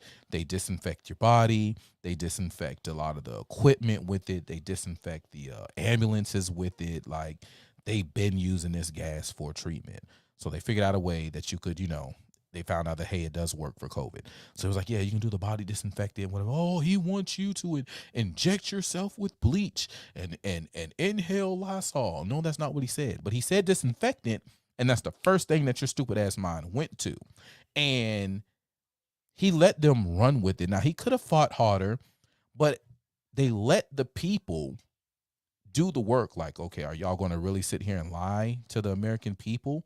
Like, you guys have been doing it, American people. Are you going to sit back and let them lie to you? Like, what are you going to do? Because you can look up yourself body disinfectant and you'll find out about the O3 gas treatment. You can look up yourself about these different, they talked about, he talked about the light, and you can use a light and get rid of the disease. Well, yeah, it's called far UVC lighting. And they've been using far UVC lighting for a very long time. But I legitimately know about that. Yeah. Meaning I don't know about it, but I know for a fact that it is something that they recommend in Germany. I've got a friend from Germany. He's like, yeah, we do light treatment, just like your tanning and how it affects your body. It's a bed you lay in, and they do light treatment, and it kills germs in your body or viruses in your body. They had the light that you could honestly put the light up at the front door. And as people were walking through the front door of businesses and establishments, right, killed it like that. They had pieces that you could insert into your AC units, right, in your returns that is running the AC through your building. As it sucked up the air, it killed it and put clean air back into your environment. We had this technology during the COVID thing, and I'm sitting here like, yo, this man, and like I said, it's a special on my Rumble page. I went through how he was the only person, I think the title was something like, how Trump's the only politician that cared about us during COVID or something like that. It was like the first or second video, I had ever put on my Rumble page. It was when I was doing Facebook Lives before they deleted my page, and got rid of all my stuff. I was able to save it. I was a smart guy. I started downloading all of my stuff on Facebook. Like every so often, periodically, I'll just go download everything that I put up, just in case Facebook get rid of me, because I do believe they're going to get rid of me. Definitely Soon, before the 24 election. Like it's going to happen before the 24 election. Yeah, So, but not to sound too hood, but I bought like $6 worth of stars to give you, and you were like, "No, man, I don't want your stars. I'm trying to get off Facebook." I'm like, "All right, well, you owe me hey, Starbucks when I hey see you man, next." shoot, that's just send it. I tell everybody, man, send it to the Cash App or Sure, something of better that and nature. cheaper, way cheap. They don't get their, Yeah. it's that processing fee. Well, I think I'm going Rumble. That's my new plan. yeah. Because the Rumble dudes are accessible. Like you can get to Right. those dudes if you're doing something good. Okay. And I think I want to try to do something on Rumble, and then in February, make sure we'll figure out when it is. But in February when we do the Grifties, because I'll be doing some show running and presenting there. Oh, I'm pulling up. And then want to see you, bro, and I'm we pulling can up. do some things. But yeah, I'm in Joyzy. yeah, man, that's what I'm saying. Some supposedly some Rumble hitters are gonna be there. You know what I mean? Nice. So yeah, man. So Nice. that's key there. So plus, I'd like you to roll up on. Dreads. I'd like you to roll up on the man and be like, "Why don't you say my name, player?" Come on, man. You know who I want to see? Who is going to be there? Rudy. Nah, I do want to see Rudy though. That's my boy, man. I love Rudy, man. I am anxious to meet Rudy. I'm anxious to meet Cannon. I'm anxious to meet the hotepiest Jesus ever. You know what I'm saying? I am but I am more so anxious to meet his big sister. Oh yeah, because she will be there. She will be there, and I just want to know, what's that? I'm a DJ. So I love block parties. You know what I'm saying? Like, I love block parties. I'm a DJ. But, like, why? You know what I'm saying? Like, we can agree to disagree. I mean, if you wanted to do it, protect your saying, hey, it is what it is. But, like, I'm standing up for sis. I'm standing up for black women anyway. And you teaming up with this chick that I don't even, you feel me? Like, I got questions about her anyway. Like, first of all, you ain't even from Georgia, and you running your mouth all kind of recklessly about Georgia, and you false claiming some stuff that I don't really get down with. You feel me? And being that I am of the soil of this here state, and I'm actually dealing with politics, like, nah, shawty, that ain't gonna work. Like, oh yeah, it was. I'm the reason Kemp won and black people. Like, wait a minute, you what? You ain't the reason nobody won shit. You ain't the reason nobody won shit, shawty, at all. And I'm gonna check you about that. Like, when, like, it's so funny. Like, I know Brian, right? As a man, I had so much love and respect, and I still do. So I got to jump on this, Koofy on tight, everybody. I got to run y'all through this situation that I don't know if y'all know, but we're going to talk about it. 2020 election, right? Right, real fast, just for people who may not know, we are talking about the Hotep Jesus clan. There you go. That's all you need to know. Google at your own risk. Yeah, and hey man, look, I am all about Hotep Nation. You feel me? Like I say, great family, great, Absolutely. Greatness. There's some things that can be tightened up, but everybody can tighten. I grew up, man, around a bunch of old folk, and one thing that those old folk always told me was, tighten up, young blood. Every chance you get, tighten up. So it's always some tightening up that can be done. So back in 2020, Brian Kemp was campaigning. We had the election fraud that took place in Georgia.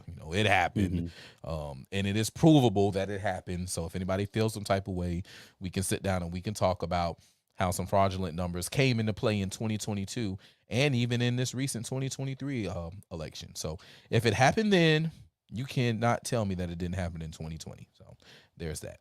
Anyway, we had the fraudulency that happened, and it was pushing hard on Georgia to do something about it. We had the runoff between Kelly Loeffler and Warnock and Ossoff and God damn it. Who did Ossoff? David Perdue. Sonny Perdue. Dave Perdue. Whichever Perdue it was. Whatever. It was a Perdue.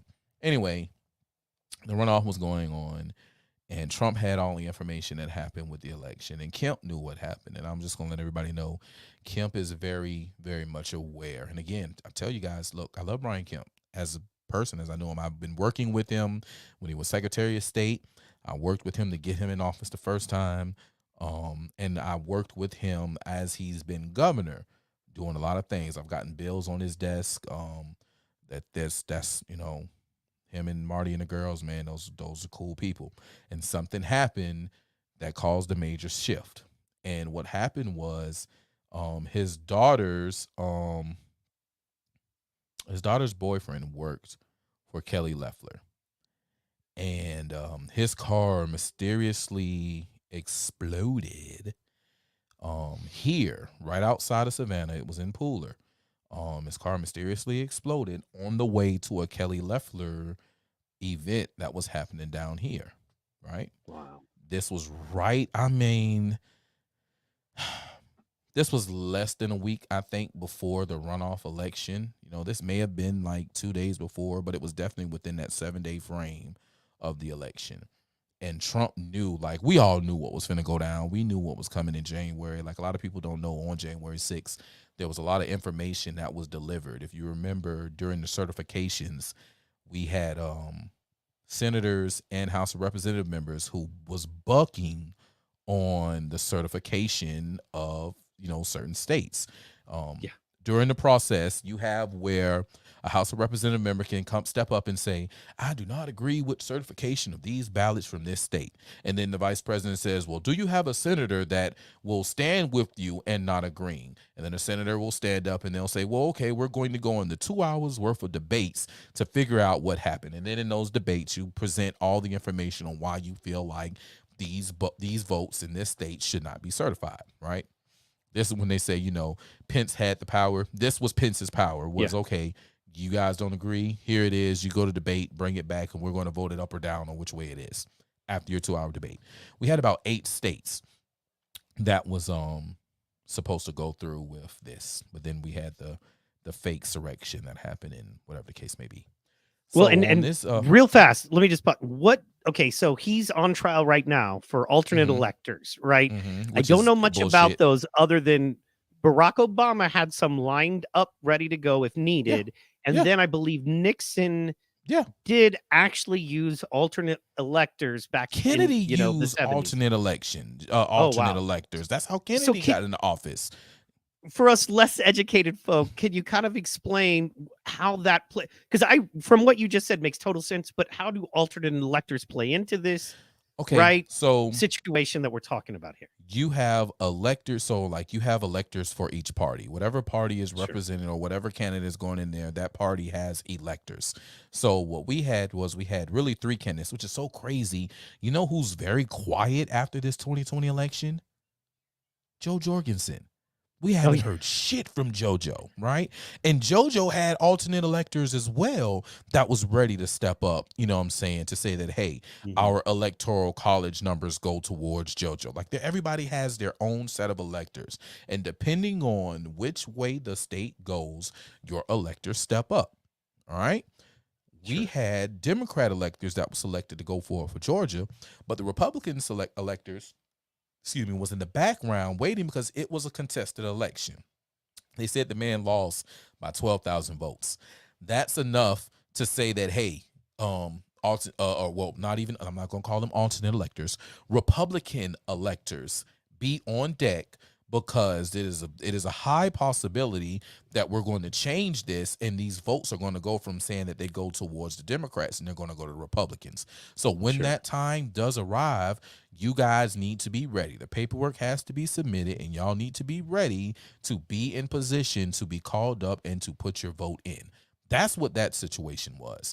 They keep using words like alternate electors or fake electors. They're not fake. They're not alternate.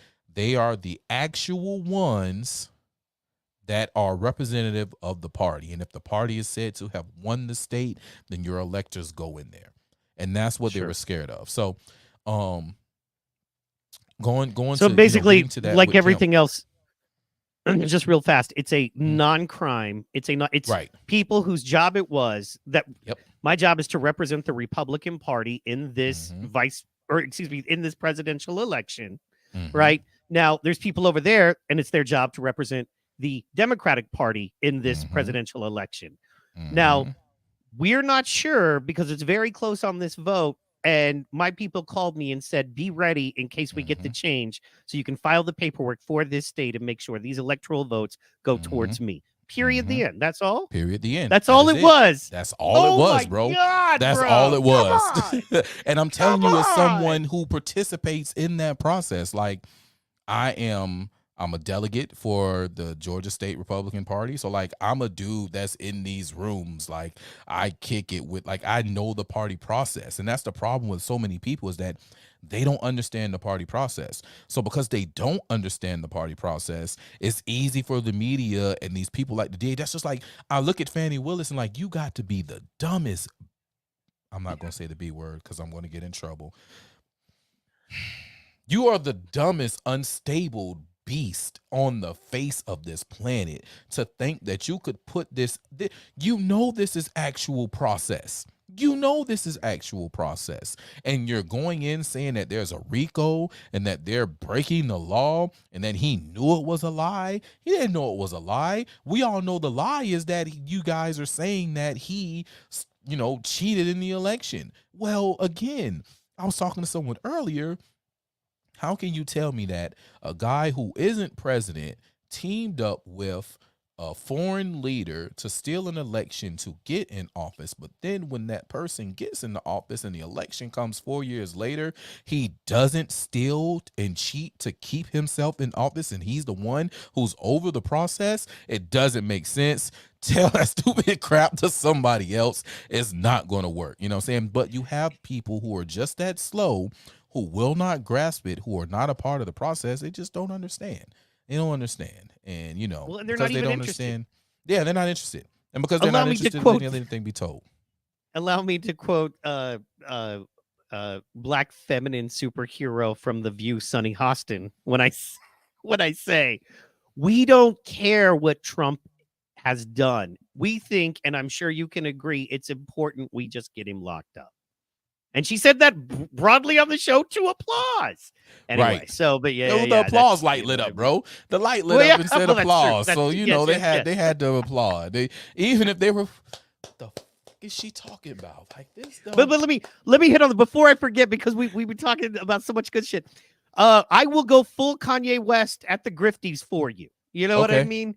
Somebody gets their big award, and I'm gonna interrupt and be like, "Well, I'm gonna let you finish, but Sonny, you should unblock protocol." And I'll do that. I will do that. I appreciate that, man. I appreciate it. But until then, you know what I'm saying, we're going to keep doing this right here. You know, we're going to show up and do these lives, because then the people are loving it, and I'm appreciating that the people are loving it and they're enjoying it. I don't care. I can go on and on and on. I don't have to be up too early in the morning. Why they Brad Raffensperger, shout out to Stacey Abrams and Sonic. Man, we could talk about that. There's a whole bunch. Again, it's uniparty. They all work together. It is uniparty foolishness, man. And that's what happened with Kemp. Kemp got scared. Kemp got scared into doing exactly what he did. So the boy last name was Deal. The boyfriend's last name was Deal. Right. Remember I told you his car burst into flames, right? Hottest fire that they'd ever felt. This is what witnesses on the scene said. Hottest fire they ever felt. Well, they blew up the deal. Trump offered them a deal to come clean, to tell the truth, to let it all be known what they did in the election as far as the votes and everything they did in Georgia. And they blew up the deal.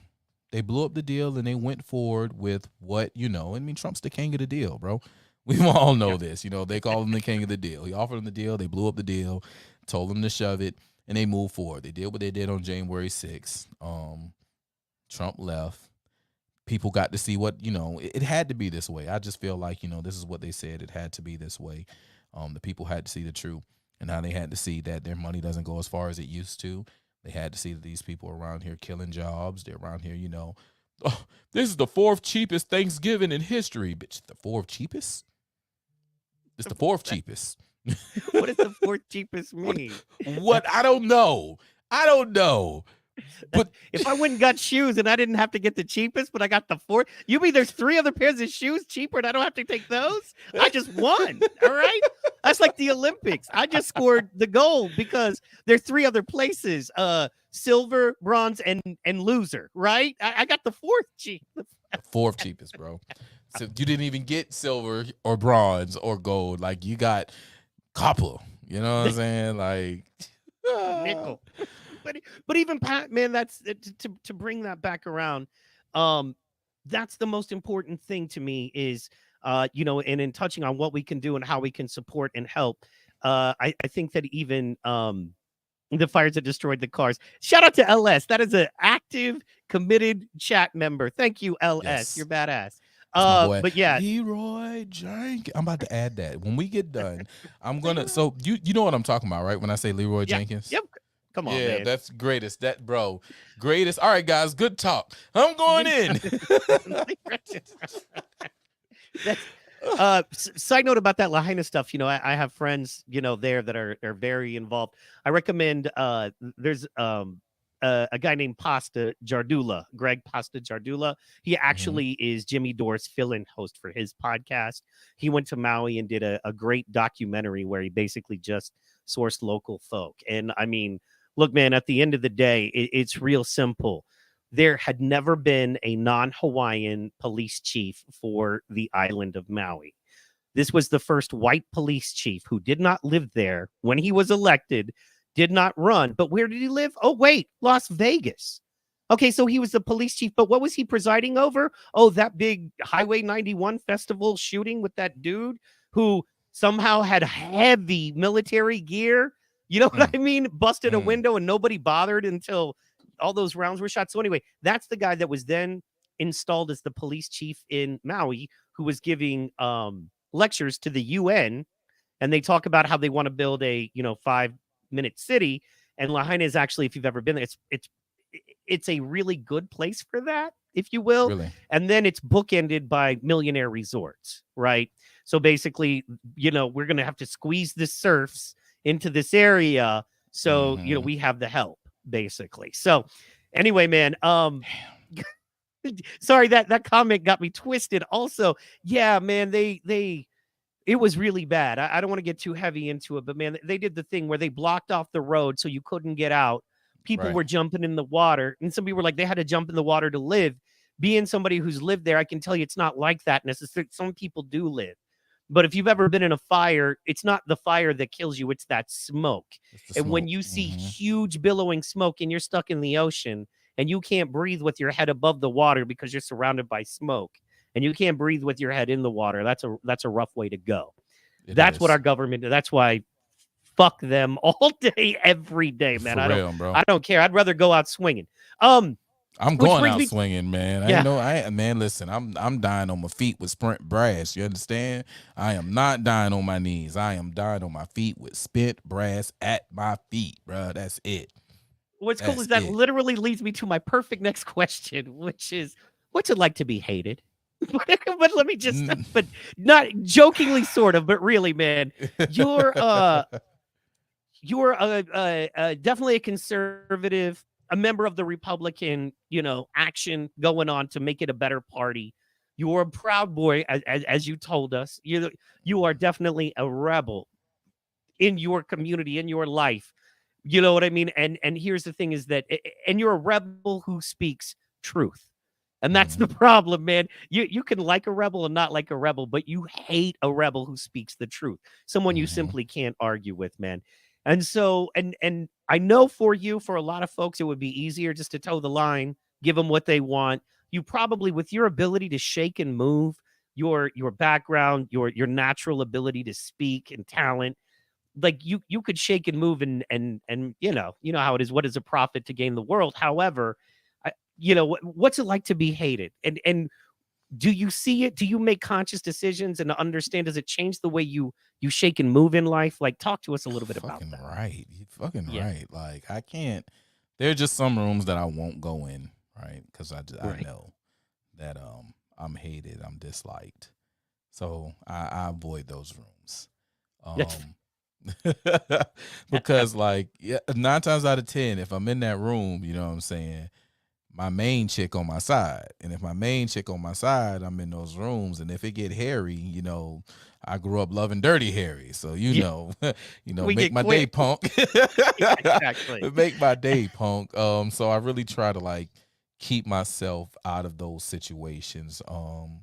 it used to be nerve-wracking, right? Because especially like it's hard doing it, having a family, having a loved one, having a spouse, because like people, especially in like a city like Savannah, where there's, roughly 200,000 people in the city limits, maybe 230 around, right, in total.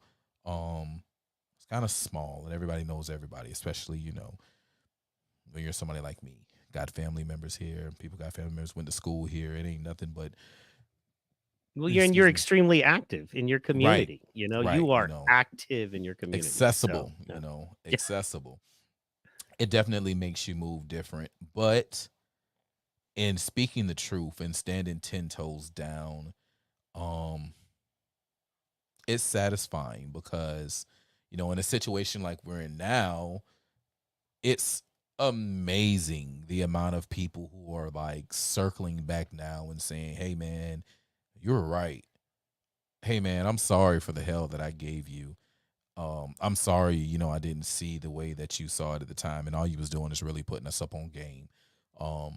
That's the satisfying part, because now that hate that was there by so many people is now uh, a strong, revering love and respect, to where now some of those people are great allies in rooms when you don't even have to be in the room. And, like I've had so many people tell me that people go and speak on my name and be like, nah, what you're not going to do is you ain't going to, first of all, he ain't here to protect himself. And if he was here, you wouldn't say that shit, because he gets you right together. And second of all, that man way smarter than you, and that man ain't did nothing but put us up on game. So you going to have to watch how you talk. And like, the person will tell me that, but then somebody who was in the room with them would be like, "Oh yeah, you know what I'm saying, and your folks stood down for you, like, I appreciate that."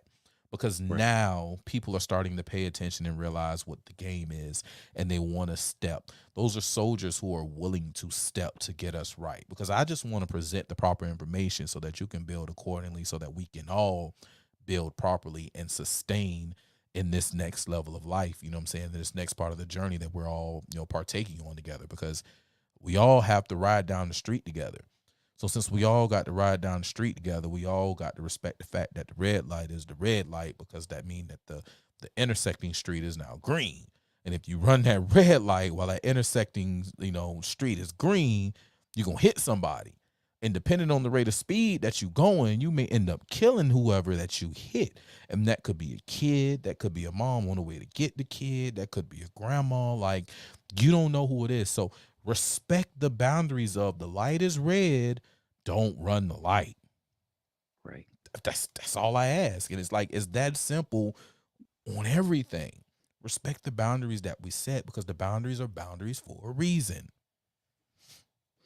Well, and that's not to get cheesy with it, but that's why I love the experiment called America, because it's the only place in the world where we invite, are you different? Come on, then, you can have your space. And that's, two things. One, when white people ask me about country rap, because they know I love hip hop, and they're like, "What do you think about country rap?" I'm like, haven't we taken enough? Like, haven't we as white people taken enough? Hold on, wait a minute. I got to give you something for that. I don't even know if you can hear it. I don't even. I got to give you that, man. I got to give you that, cause, bruh.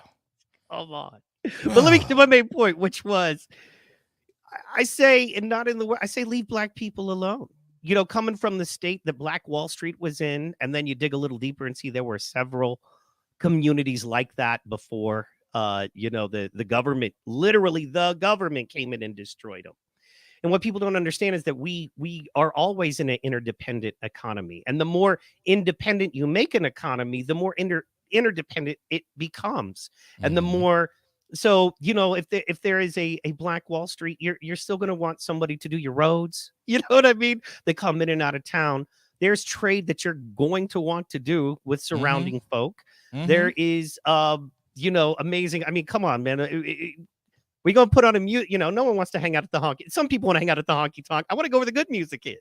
Right. I want to go where the good comedy is. So it's an interdependent, and that's that's why, to me, it just makes simple sense for people to fall on the side of more conservatism, at least right now in America, because the whole point is let people do what they're going to do with the power they have to do it. Don't let the government come in, tax it, screw it up.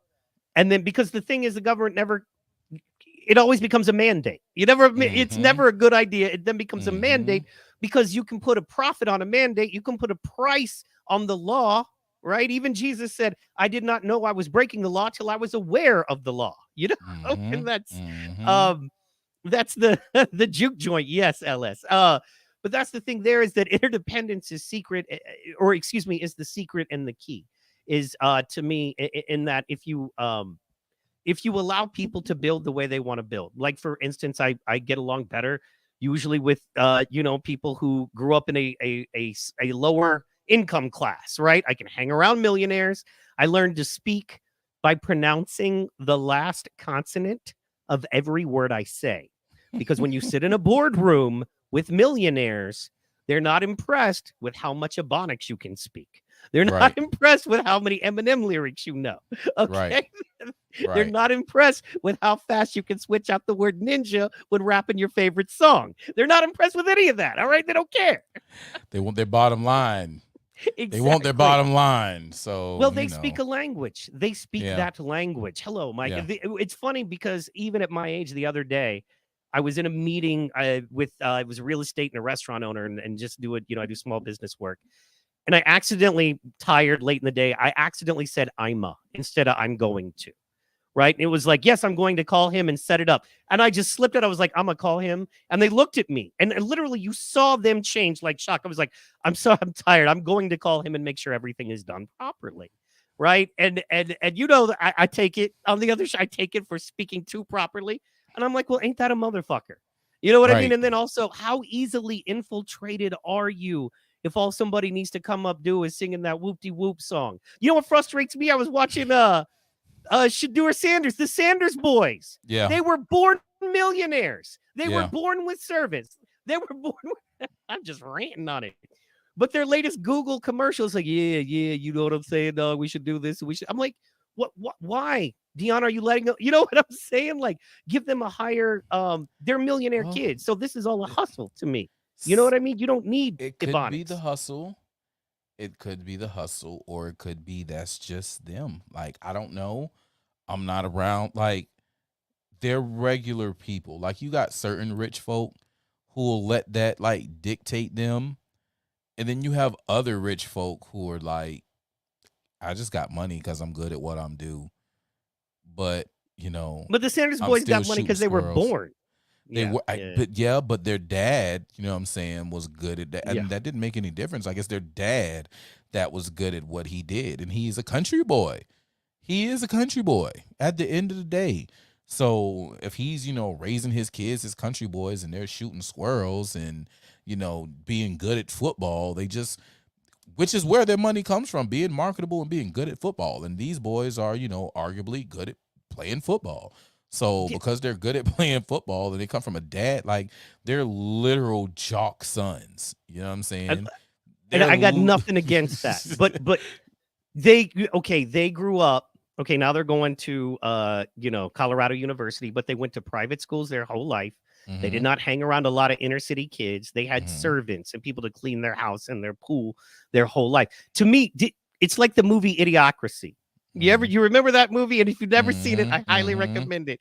And that is, the dude goes into the future and he's talking like I'm talking now. They're like, why are you talking like a fag? Why are you talking all gay?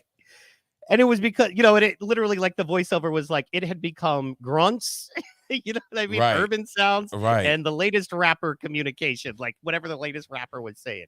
And that's and I feel like that's, man, I feel like that's part of the dumbing down. And what you were saying is you have to be accountable. I think it's that dependence on the government. We're all going to depend on somebody, right? Like, people don't understand how I'm dependent upon my municipal water system. Right? It's silly, the things that we are addicted to that we have no idea. You don't believe me? don't have a working toilet for 2 or 3 days and call me, right? Let me know how that goes. So I can, because Yeah. well, let me know. No, not even let me know how it goes. Let me know your experience, because I know how it goes. I know my experience. You let me know your experience with it. Like, how does that work out for you? And you're absolutely correct. There is a time where you have to like step up and do better. You step up and be better. But some things are just of you, just by nature of you know Yeah, the what Sanders thing is was a side asked note. of My you. my Right? point was, if you allow if you allow any group of folks who say, yeah, we want to build, if you allow them access to understanding municipal water supplies. I don't Mm-hmm. know anything about them. You know what? I call a plumber, right? Or Mm-hmm. actually I call my Mm-hmm. maintenance guy, and if he screwed up, they call a plumber, right? So because I have a condo. But it's one of those things. Electricians, Mm-hmm. plumbers, roofers, solar is a huge thing right now. Right. So, like Trump said, blindfolded, put a motor together, a car motor, back and forth. These are things these are education things. Not only do we no longer value, but once again, we're addicted in the fact that right now, if your water bill is, say, I don't know, 60 to 80 bucks a month, I don't know, you know what I mean, how it works where you are, where you got well water, you have to maintain that well. What if the government just said it's quadrupled? Your 60 Mm-hmm. a month water bill is now 800 a month, or you don't Mm-hmm. need water then, right? That's your choice.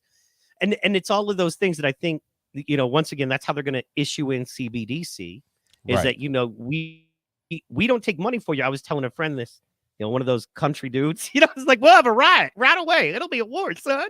And I was like, look, man, you got to understand, okay, you can say I'm still using paper money, but what happens if your electric company doesn't take it? What happens when your Mm-hmm. water company doesn't take it? What happens when your mortgage Mm-hmm. company goes, we don't care. You're going to have to convert that into CBDC. Problem is, it's 25 cents on the dollar, Yep. and what do you do? So, Yep. that's why I really believe in independence, and allow it, you know what I mean? Allowing, your town and your folks, and you know what I mean, and the people you Mm-hmm. vote in. And then you go, okay, so this town next door, and then this state next door, and what are they offering? It's like, oh, and Oklahoma's is the weed cash crop. They're putting out Mm-hmm. 23 million pounds and a surplus. Okay, cool, let's get it from them because of the quality and the price. It's better. If we have a problem, we can go down to Florida. We can, you know what I mean? Mm-hmm. The old school capitalism, competitive market, but without all the government interference that we're dealing with now. And then that Which kind of has to get dovetails me. cut. Sorry, go ahead. I said which has to get cut. But go ahead, man. Shoot. I ain't got nothing, bro. I ain't got nothing but time at the moment. You feel me? I ain't got Well, I nothing know but it's 10 time. o'clock here. I was going to wrap around 10 your time. And, Hey, but, man. and this is something I wanted to get into just a little bit deeper, but I'll let you go because, hopefully we do a lot more of these. But, Absolutely. You just I think we make do a like you good do, man. team. Shoot me text. Heck yeah, man. We got to do some more stuff, because I want to. Man, listen. I'm gonna bring it up before we leave, because I'm very interested in how you feel about it. I think it's funny, but we'll talk about it later. Go ahead. Cool. I wanted to get into the trade economy, and something that we were talking, and you kind of mentioned it in passing, but it's something that got me thinking. I was like, oh yeah, that. And that is, when it comes to the trade economy, people don't realize everybody's got their plan to bug out. Everybody's Mm-hmm. got, you know what I mean, some land and stuff. Heavy machinery. You don't want to use CBDC. Guess what? The hydraulics, pumps, diesel fuel, metal, real metal. You're going to have to buy that somewhere, right? And Somewhere. then if I want to bug out, I'm going to have to be able to get my truck up a road to the house I built. I'm going Mm-hmm. to have wells dug. I'm going to have Mm-hmm. some kind of solar, some kind of power set up, and all that are going to take heavy machinery, which I know is very durable and lasts a long time. But my whole point was the trade economy. Mm-hmm. And then you got the guy who has the huge bulldozer, right? And he's like, I don't want to be paid in CBDC, right? So that guy is like, okay, well, I'll buy, 20% surplus on the bricks to build my home, and I'll trade you those bricks for you to, you know Mm-hmm. what I mean, build out that stuff. What's your thought on it? And what do you think? Say Oh, brother. CBDC happened tomorrow and I didn't want to use it. What would be my best thing to do? Like, what are you just know so much about that. And I know I don't have a specific, but however you We want to can. come in and start beating that question up, you're more than So welcome. it's like I am. I'm that guy, right? I am dude Yes, sir. invest in hard assets, right? And when I say hard assets, it's like invest in the things that people are going to need when it hits. Because at the end of the day is going to be needed. And the currency can be CBDC, it can be, bricks of salt. It could be anything, right? Because like if we look at the history of currency in America alone, it has, been all types of shit. So the thing is to be able to provide whatever it is that is needed when the time comes. I was the person who invested in things like heirloom seeds, water purification, guns, heavy equipment, building equipment, because those are things that are always going to be needed, right? One thing that I want to get, and I beat myself up about it because I didn't get it before Biden got his grubby little hands on the situation, is the actual stuff that's needed to press your own ammunition. Right? Oh yeah. I wanted to get an ammunition pressing kit, and I didn't do it, but the time may present itself soon. Someone may be trying to come up off the equipment, and I might be able to scoop it up. But man, I want to store. Believe it or not, I want to store lubricating oil and hydraulic oils, stuff like that. Because think about it, your guns need that. The big equipment needs that. Everybody, you're like, man, I got all this shit, but you know what I mean? I got no oil. I got no. So I got no way to handle it. Right. You know what I'm saying? I have no way to keep it up. You know what I'm saying? And I got some, and I didn't get enough of that. But I knew if I have this and the ability to work it and go use it, they need the work done. So with them needing the work done, whatever we agree on in trade is what we agreed on in trade. If it is the currency that it is at the moment, okay, cool. I just use my equipment to come up on this currency to get what I need to get. And now I'm finna go ahead and flip it, and I'm finna go buy me some, a bunch of lubricants or whatever the case may be until the next time, that I can use this equipment to get whatever currency I need. And it may not even be the currency. It may be somebody with the farm who's like, man, my excavator's down and I need some stuff moved, and it's time for me to pick crop. You know what I'm saying? I got access, bananas and cherries out here, man. What can you do? Shit. Yeah. I'll handle that for you. Let me go ahead and get some bushels of cherries and some bananas, and throw a little bit of them blueberries on top. We got yourself a deal. So like, that's what you want. You want the ability to be able to obtain whatever it is that the currency is. Hard assets are a lot of things. It could be equipment. It could be clothes. People are going to need clothes, right? You may be the person who know how to sew and to make clothes. Babies are going to always be born, so you're going to need diapers. We are a civilized society, so people are going to need to wash their ass. So can you make soap? There are all types of things that are needed that we can indulge in to be able to get that dollar, or that, whatever the currency is. I ain't gonna say just a dollar, but whatever the currency is. That makes absolute sense. I'm useless, but I say eat me. When everything goes down, no one needs a comedian. No one needs a guy going, oh, it's wacky, all that death and destruction. Am I right, folks? I just saw somebody's head roll down the street. Way to get ahead. Boom. So I think you're good at it. The court gesture is always around. They're always expendable, but the court gesture is always around. I'll make sure you get a good job as a gesture over in my kingdom. I hear a lot of talk about Hotepistan. I don't know how close to Hotepistan I live. I don't know if I can actually live in the gates of Hotepistan, but I might own some property maybe 5 miles down the road, because there's some things that's not going to be offered in Hotepistan that I definitely want to capitalize on. Absolutely. Absolutely. Sanitary napkins are a brilliant idea. Right. Yes, things like that. Absolutely. That if you feel dumb because you asked somebody this question and it's such a simple answer, but then I'm glad I asked it because this is valuable info, man. This is what we need. And everybody says, I think, I like the bullets in the land because they have to deal with one if they're going to take the other. Always something that they have to deal with one to take the other from you. Is important there. Man, I'd rather have a little bit more reading. I think, if we're going to talk about some of the perils of Hotepistan, they seem real quick to kill motherfuckers. You know what I mean? And you're going to lose. You're going to have to trade. If you want to be successful, you're going to have to learn interstate trade, period. Yep. You're going to want to send your products out. Right. So, and that's where I'm okay with, having my plot of land and my wherever I am and, doing trade, and it is what it is. I want to be friendlies. I definitely want to be allies. I want to have treaties, with certain places. Speaking of, did you watch, there was a show that came on NBC and they had to nuke this show because this show, I believe this show was telling, the future and some of the past. Revolution, NBC's yes. Revolution. Yes, yeah, they was like 2 seasons and I was like, that shit is so real. Because what was cool about it was like, black people, white people, yeah. And it was like, shit, we got to learn to get along. Yeah. Did you peep the fruit that was making people sick and the fruit that had the dope in them? Yeah. That was, so do you know about Hillary's mangoes? No.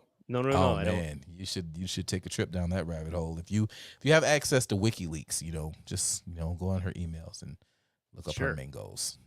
It's very interesting. Yeah, mangoes. Yeah, Hillary's mangoes. Yeah, interesting. But it was really like, it was so many things that was going on. It was like, whoa, I really feel like this is the play. Yeah, they yanked that shit. There was a great comedy show called Better Off Ted.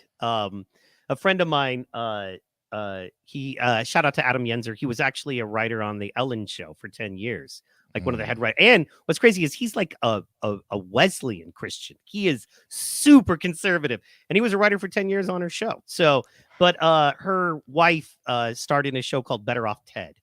Mm-hmm. And their whole thing is they work for a major mega corporation. And this show was 10 years old. And one of the intros to the show was them talking about, and in the future, we'll be able to use facial recognition. So if you've ever been anywhere in any picture ever, and this one chick was like, that seems like a horrible inclusion of personal privacy. How could we ever do that? And then they just moved right on. And that show, once again, 2 seasons and dead. So Portia de Rossi, that was using that. They're using that facial recognition so much. That's what they did at J6. Yes. Yeah. That's how and they fucked up. Yeah. They ended up in Alaska busting an old lady, wrong lady. And she's like, what are you talking about? Because of facial recognition software, man. That's dude, that's scary. They use that on my black ass with Facebook, Instagram. Really? That's why I can't have an Instagram. Like I went to start one and I put up a picture and they were like, we know you. We banned you. What are you doing here? Didn't we tell you not to come back? And I was like, oh shit, y'all did all this for the picture. Like I said, I'm surprised that I haven't made it on Facebook as long as I did. That's why, I feel like they're toying with me just to see how much of a following does he still have. Oh my God, get rid of him. He's got to go. So, it's fun, man. It is a fun damn ride. And I mean, hey, Donald J. Trump is richer than me, and they putting the beat down on his ass, and he got the complexion for protection. He white, he an old white rich man, and they beating him up. So who am I to ask for any type of special treatment, even though they supposedly allegedly is giving me all this DEI special treatment? Who am I to ask for special treatment? Yeah, you're not playing the game. They give you all of it if you would, you know what I mean? If I just play the game. Yeah, I'm not playing the game. You got to dance. You're not. I'm fighting that game. Oh, I got the dance form. It's called the Dance of Death. I am. Yes, I'm an avid Game of Thrones watcher. You feel me? So yes, absolutely. The death. And and to speak to the Trump thing even before, bro, this is. Come on, what was it? The Apprentice. Trump was the most popular liberal dude. He was at all the parties. He was that hipster millionaire. He was at the Emmys. He was at the Academy Awards. He was at the Grammys. You wanted to be seen and get your picture with Trump. I think that was part of his thing and why he was so blown away. So because for 30 years he was that dude, and then all of a sudden he's like, oh, this is a real game. He got a dose of reality that maybe he didn't even realize. He got that real nigga wake up call. Exactly. That's honestly, if you've ever been any kind of hip or love, and then you went conservative and got iced out, you're like, okay, so that's a tiny sliver of a taste of what it's like to be a black dude. Yeah, just a sliver, just not near, but kinda. Just that whole, yes, but no. Okay, yes, but no. Don't make us get violent or ugly. We're going to say yes, but no, and let you move on. Then let you go. Oh, we're going to need some of your money. Yeah, pretty much. It's a wild trip, man. It's a wild trip. What I wanted to hit on before we jump out. Yes. What are you thinking about? How do you feel about this whole Derek Chauvin situation? I know you've seen what happened up to Derek Chauvin, right? Yes, sir. And it's interesting, right, that this happened at the time that all the J6 videos got released, right? So you have you got the videos of the police indiscriminately shooting rubber bullets at people, like shooting holes in people's faces, shooting the tear gas and the flashbangs in the crowd, and all these patriots, if you would, right? Oh my God, this is horrible. How dare the police do this? Da, da, da, da. And then in the same week, Derek Chauvin, a cop, gets shanked in prison. And it's, oh, he didn't kill George Floyd. George Floyd died of an overdose. It wasn't because he was on his back, blah, blah, blah, blah, blah. Okay, whatever. I'm not here to argue if it was an overdose or not. I personally don't give a damn. Let's talk about this cop that was on a man's back. A grown-ass man cop that was on a man's back, who was laying face down or body down, whatever you want to call it, stomach down on the ground for 9, possibly even 10 minutes, right? I don't care who you are, what a person has done. You don't want a cop on your back for 9, 10 minutes, regardless of whatever you did. You're not trying to kill anybody at the time, right? There's no weapon involved.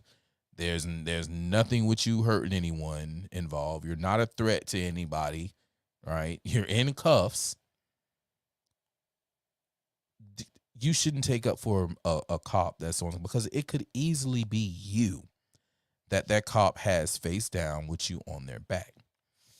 So you're crying right now about J6.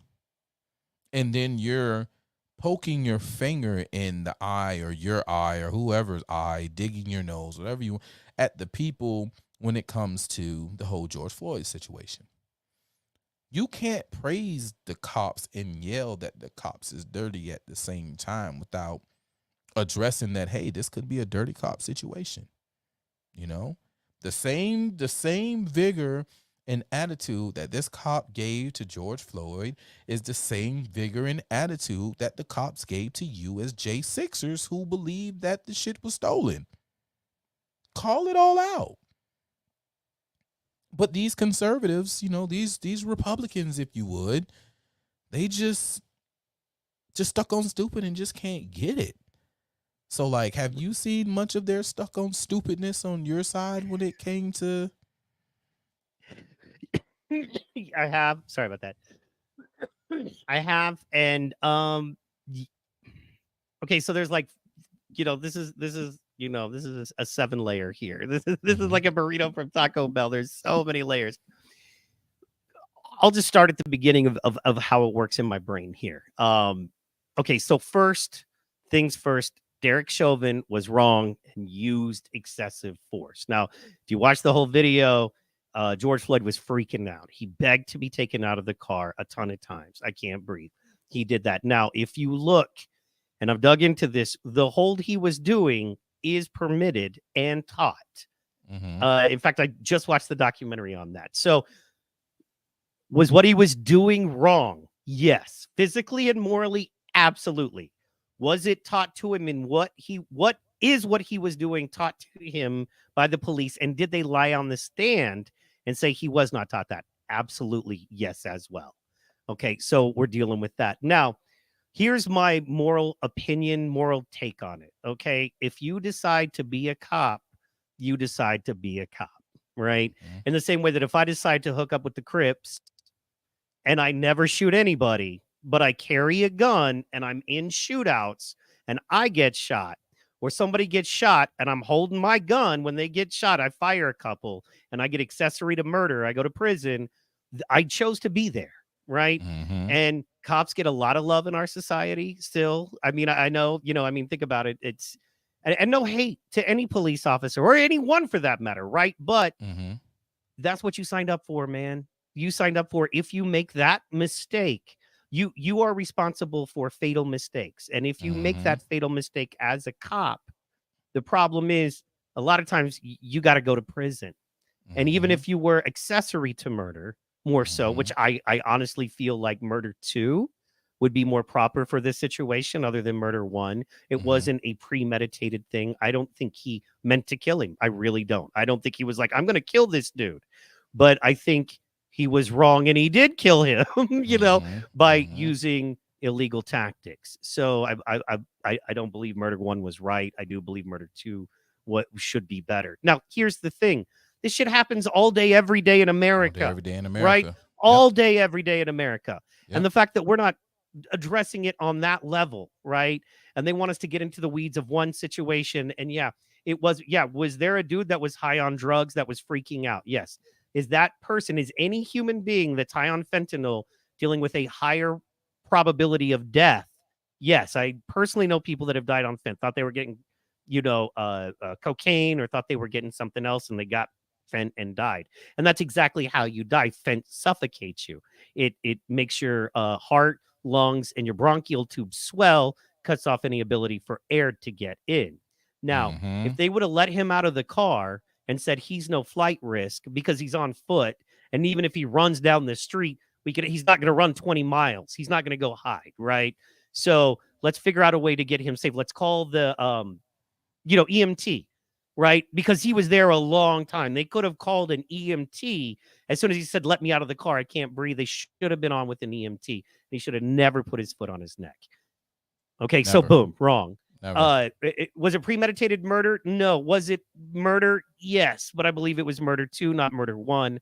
I believe it was somebody getting, just like, we were talking about fighters. I personally know people that are in prison because they got into a bar fight and they just happen to be a badass motherfucking fighter, and now they're in prison. So, and those hands. I think of it like that. Those hands are registered. Yeah, exactly. So the thing that came in with him, and it possibly being premeditated, because it was mentioned that they knew each other, worked with each other, possibly in the past. Yeah, I haven't I haven't followed up. Yeah. You're right. Well, just like the dude. Yeah, so there's just like the dude. I think it was it in Georgia that the dude got beat, but it was all black cops on a black dude. And then come to find out, that was in Tennessee. Yeah, and then come to find out that dude was sleeping with one of those cops' wife or something. Exes, and so it was a whole thing. We have to remember that those things happen, especially when you're out in the streets and you're dealing with, there's not so many police officers on a force, right, in certain cities. So, like, you're going to know these people. Like, I know a lot of the officers on our police department, and it's very easy for you to know an officer or be around an officer. Like, it's easy. It's very easy. I'll just go ahead and say that. So, I have retired cops in my family. I have a first cousin who I'm very close with who was a cop, wanted to be a cop, right? As a kid, I remember he was the one who always wanted to. He was the Boy Scout and the cop, and I was the first one to try weed, smoke cigarettes, play guitar. You know what it is, man. But he wanted to be a cop, and he was a cop. He was actually like a sheriff. Like he worked his way up for about 10 years. He's like, I can't anymore. And he literally now is like he's in, he works in IT for the state. You know what I mean? Because you can smooth over, and it's not a bad living, but you just try to feed your family. But he's like, I don't do that. I can't do that anymore. And that makes a lot of sense to me. So that's where it comes in. If you're a cop and things aren't 100% completely fair down the line and they're a little harsher on you, well, somebody in your custody, meaning you were responsible, died and is dead. And that's all there is to it. Now, let's break down. Were you the last one to show force towards this person? Could you have exacerbated the situation? Absolutely. As far as now, moving on so that's kind of how I feel. I will dig deeper. I didn't know about the George Floyd maybe connected to Chauvin in another way, other than I knew that they had crossed each other's path in like other arrests and things like that. Now let's get on into he got shanked in prison. Well, yeah, okay. You set up a prison system that locks up mainly 13% of the population, 50% of the of the prison system is black folks. Okay. Well, yeah, you set up that system. Yeah, man. Once again, we were talking about the Survivor, tribalism. Literally, that's what kind of prison is, just kind of one big game of Survivor without Jeff Probst or any fun. That's it. That's it, bro. You don't want to get caught on the wrong side of one of them physical challenges in the shower. Boy, listen, that's one thing that I do not look forward to ever doing, right? And I do my damnedest to keep my nose clean, so I never have to experience that. I don't want to go to jail. I'm not prison. You know what I'm saying? Like, I don't want to be in prison. That's nothing that I really want to do, because, like, I don't want to be a slave at the end of the day. I don't want to be a slave more than I have to be. But no, man, listen. Yeah. Even though, you know, we're slaves now. Just, you know, dreaded air quotes here. We're slaves now. I don't want to be a slave. Like a real live tell me when to get up, tell me I can't be in bed, tell me I got to go outside at this point, tell me I can't go outside, like I can't even feel on my lady. That is a slave. And that is something that I am not trying to do. You know, I do not want to be that. Yeah, you're right. Yeah, no, I do not want to do that either. But I will say that at this point, once again, man, long story short on that, man, you're a cop. Whether it shook out that you were you were 80% guilty versus 100% guilty, you were guilty. There was a man in your custody. You should have done a better job. Period. Now, here's the problem. You chose to be a cop. So if you should have done a better job and you did not, sometimes that means prison for you. And that's just what it is. You know what I mean? And I can tell you for a fact, very few cops have any sympathy for any banger that gets shot and dies in the street. They're like, well, that's what you get. Well, a lot of kids, that was the option they had. That was the best for them, you know, at that time. Or that was what they thought was the best for them, because no one gave a fuck enough to. Yeah, exactly. Yep. Yeah. And of course, you know, this shit comes out at the time it comes out. You know what I mean? They want to stoke that. They want to make us all mad at each other. And it's all I can think right now, man. It's from the Jew Palestine, Derek Chauvin, George Floyd again. Man, they are milking that. You know what I mean? Like, really? Say, well, that's paid, boy. They paid that one. Yeah. And it shocks me. Like, I feel like it's their only play left. It's like, if we don't get everybody hating each other so hardcore that they all vote for the good Democrats because we'll take care of them because their neighbor will not, which is bullshit.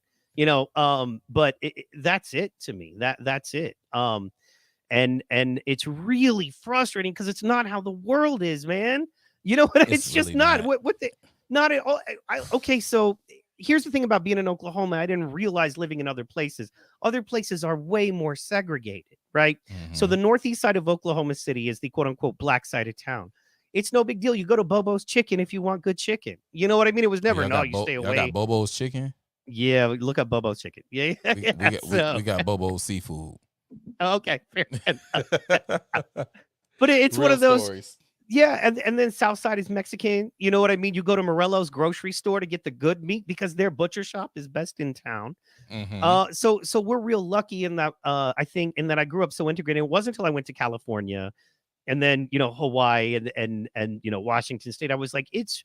And Texas is similar in that we're just more integrated. People just all live together. You know, there's a poor white guy working at the same tire factory as a poor black guy, poor Mexican guy, poor Asian dude, man. And we all go to the same trailer park and share beers. You know what I mean? And cheer on the OU Sooners and the Dallas Cowboys, man. And you get to that point, and that's something I wanted to hit on. Is something you have to kind of unlearn. There's so much you have to unlearn to be an intelligent conservative. But like I grew up in the era of colorblind. I mean, there were hip hop songs about, it would be so fine if we could be colorblind. And I grew up in that era. And I think that's where a lot of conservatives miss it. I don't want to end on this. This is stupid shit to end on. We have way more better. But I think that's where a lot of conservatives miss it is it's like, well, I'm colorblind. It's like, well, but no, you can't be colorblind because there's a lot of stuff you miss. You know what? Yeah. I'm so glad James Brown is black. You know what I mean? Right. How about it would have sucked if he'd have been white? We have Barry Manilow. We don't need another one. Don't need. But that's right, though, man. Like, I think that's the biggest pet peeve of mine in dealing with a lot of conservatives or Republicans, right? Like, I hate when they run up on me and be like, oh my God, it's so good to see, what I'm saying, you here. And like, it'd be so great if like people from your community would like come in more and be a part of what's going on. And but I'm not racist now. I'm colorblind. Well, bitch, how could you be colorblind? And you literally just came up to me and said like you glad that I'm here and you wish other people in my community would be here. Like you just lied to me in my face, and I don't have time for your lies. Look, tell me you're not colorblind, right? Because then with you saying that and admitting that you're not colorblind, now I can explain to you and we can have a conversation about the things that did happen to my color Yes. while you were being colorblind. My mom was born in 1960. My dad was born in 1948, right? Like they seen some crazy times in this country and they are both still alive to this day. You know what I'm saying? Wow. That is, I don't want to hear your colorblind bullshit when my dad, has the stories of being kicked in his ass for drinking out the wrong water fountain at 5 years old. I don't want to hear your colorblind shit with that, right? I want to hear you being able to admit that, yeah, that shit did happen and it wasn't that far away. Like, don't make it seem like it was distant history when my dad, who's telling me this story or has told me this story, is still alive and well. Like it ain't ancient history. It's literally in my house. Yeah, one generation removed, and it still happens. But once again, it happens. It's not almost uglier now. It's by far uglier when it's blatant. But at least if it was, hey, you're black, we're voting you out. You know what I mean? Look, we know if you four black people team up at a merge, you'll be unstoppable. Yeah. Because you guys know how with less to do more than we do, so we better get you out. At And least that's then the problem. you kind of know the enemy. It's that old Malcolm X, you know what I mean? At least you know the enemy on the conservative side. It's the wolf in the hen house, It's and the wolf in the hen house. And it's getting to the point now where like conservatives are realizing that, you know what? Okay, guys, we need allies in this fight, and it's going to be best if we get with them. So, it may not be the way that we want to do, but okay, let's do it. Like, all right, guys, we need somebody who with the shits, and it'd be best to have them with us and they're with the shits than to have them with the shits against us, because that's it's a formidable opponent right there. So let's do what needs to be done, and that's why I'm there. That's why I'm there, and that's why I'm my voice, and I will be unapologetically me in this. I will kick ass as best I can with this for as long as I can with this, to be the voice that my folk need, and they're waking up slowly but surely. They're coming over. Yeah. I just need them to put a little pep in their step, because I don't know how much more time we have between now and next November, because the shit's going to get real. Yeah, man. I was gonna ask you about that too, man. You know what, man? We're gonna save a lot because I will go for another 2 hours, and it's late. It's Sunday night, man, and I got a wife, so Yeah, man, let's I not even. understand. Let I me don't make understand. me. You know how it is. I'm getting text messages. Luckily, mine is tuned From in. all of them. So hey man, A few of them are tuned in, so, right? No, I'm kidding. Yeah, I got no. I got a few friends that are tuned in, like my dog Leroy. You know what I'm saying? And I saw a few other people who were in here. Pretty Boy was in this thing, but nah, man, I don't do that multiple women thing, bro. I think that is a very dangerous game to be playing, unless it is agreed that you guys are on this whole huge family building situation, and some people can do it. And hey, by all means, look, I envy you, my brother, if you can be able to maintain all those women and they know each other and everything's fine. However, one woman's emotions is enough to deal with. No. I have not reached the level of Super Saiyan-ness where I can handle multiple women's Yeah. Hey, women are expensive, and I don't just mean money. My woman really could care less. I mean, she needs what she needs. She's not a very materialistic woman, but time, energy, emotion, holding them down, doing the things as a man you need to do if you're going to ask them to do what they're going to do as a good woman, especially in conservative roles. You know what I mean? So Yeah, man. That's I was just playing. I was hoping. I want to live vicariously through you. I'm an old married man. Hey man, look, I feel you, but nah, I'm trying to be an old married one too. So we Get gonna it? have I'll be at old the wedding. married. I will. Oh, Man. absolutely, it's lit. It's turned up. It's It's gonna turned be on. the fuck up. It's turned Man, all I the way have up at the wedding. so much more. So yeah, I say, man, we try to do something on a semi-regular basis, if not a regular basis, because you're awesome. I have Hey so many man, more questions to ask. I feel like I can get good information out of you that's entertaining for your folks, if nothing else. So yeah, absolutely, man. man. We can do, man. Look, bro, we can do this every week. You know what I'm saying? We can do this every other week.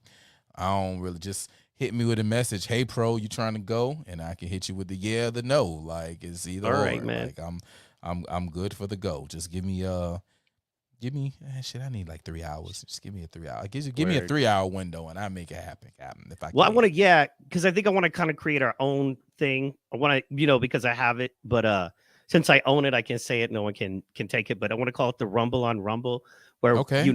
we just deal with controversial topics mainly through Rumble that we couldn't necessarily say on Facebook or wherever, Twitter or whatever. Well, Twitter's cool now, but you know what I mean. YouTube. I Anyway. still don't trust Twitter, bro. Listen, they took so I own an internet radio station, right? Mm-hmm. They took my internet radio station Twitter page, bro. Wow. What Since for? Elon.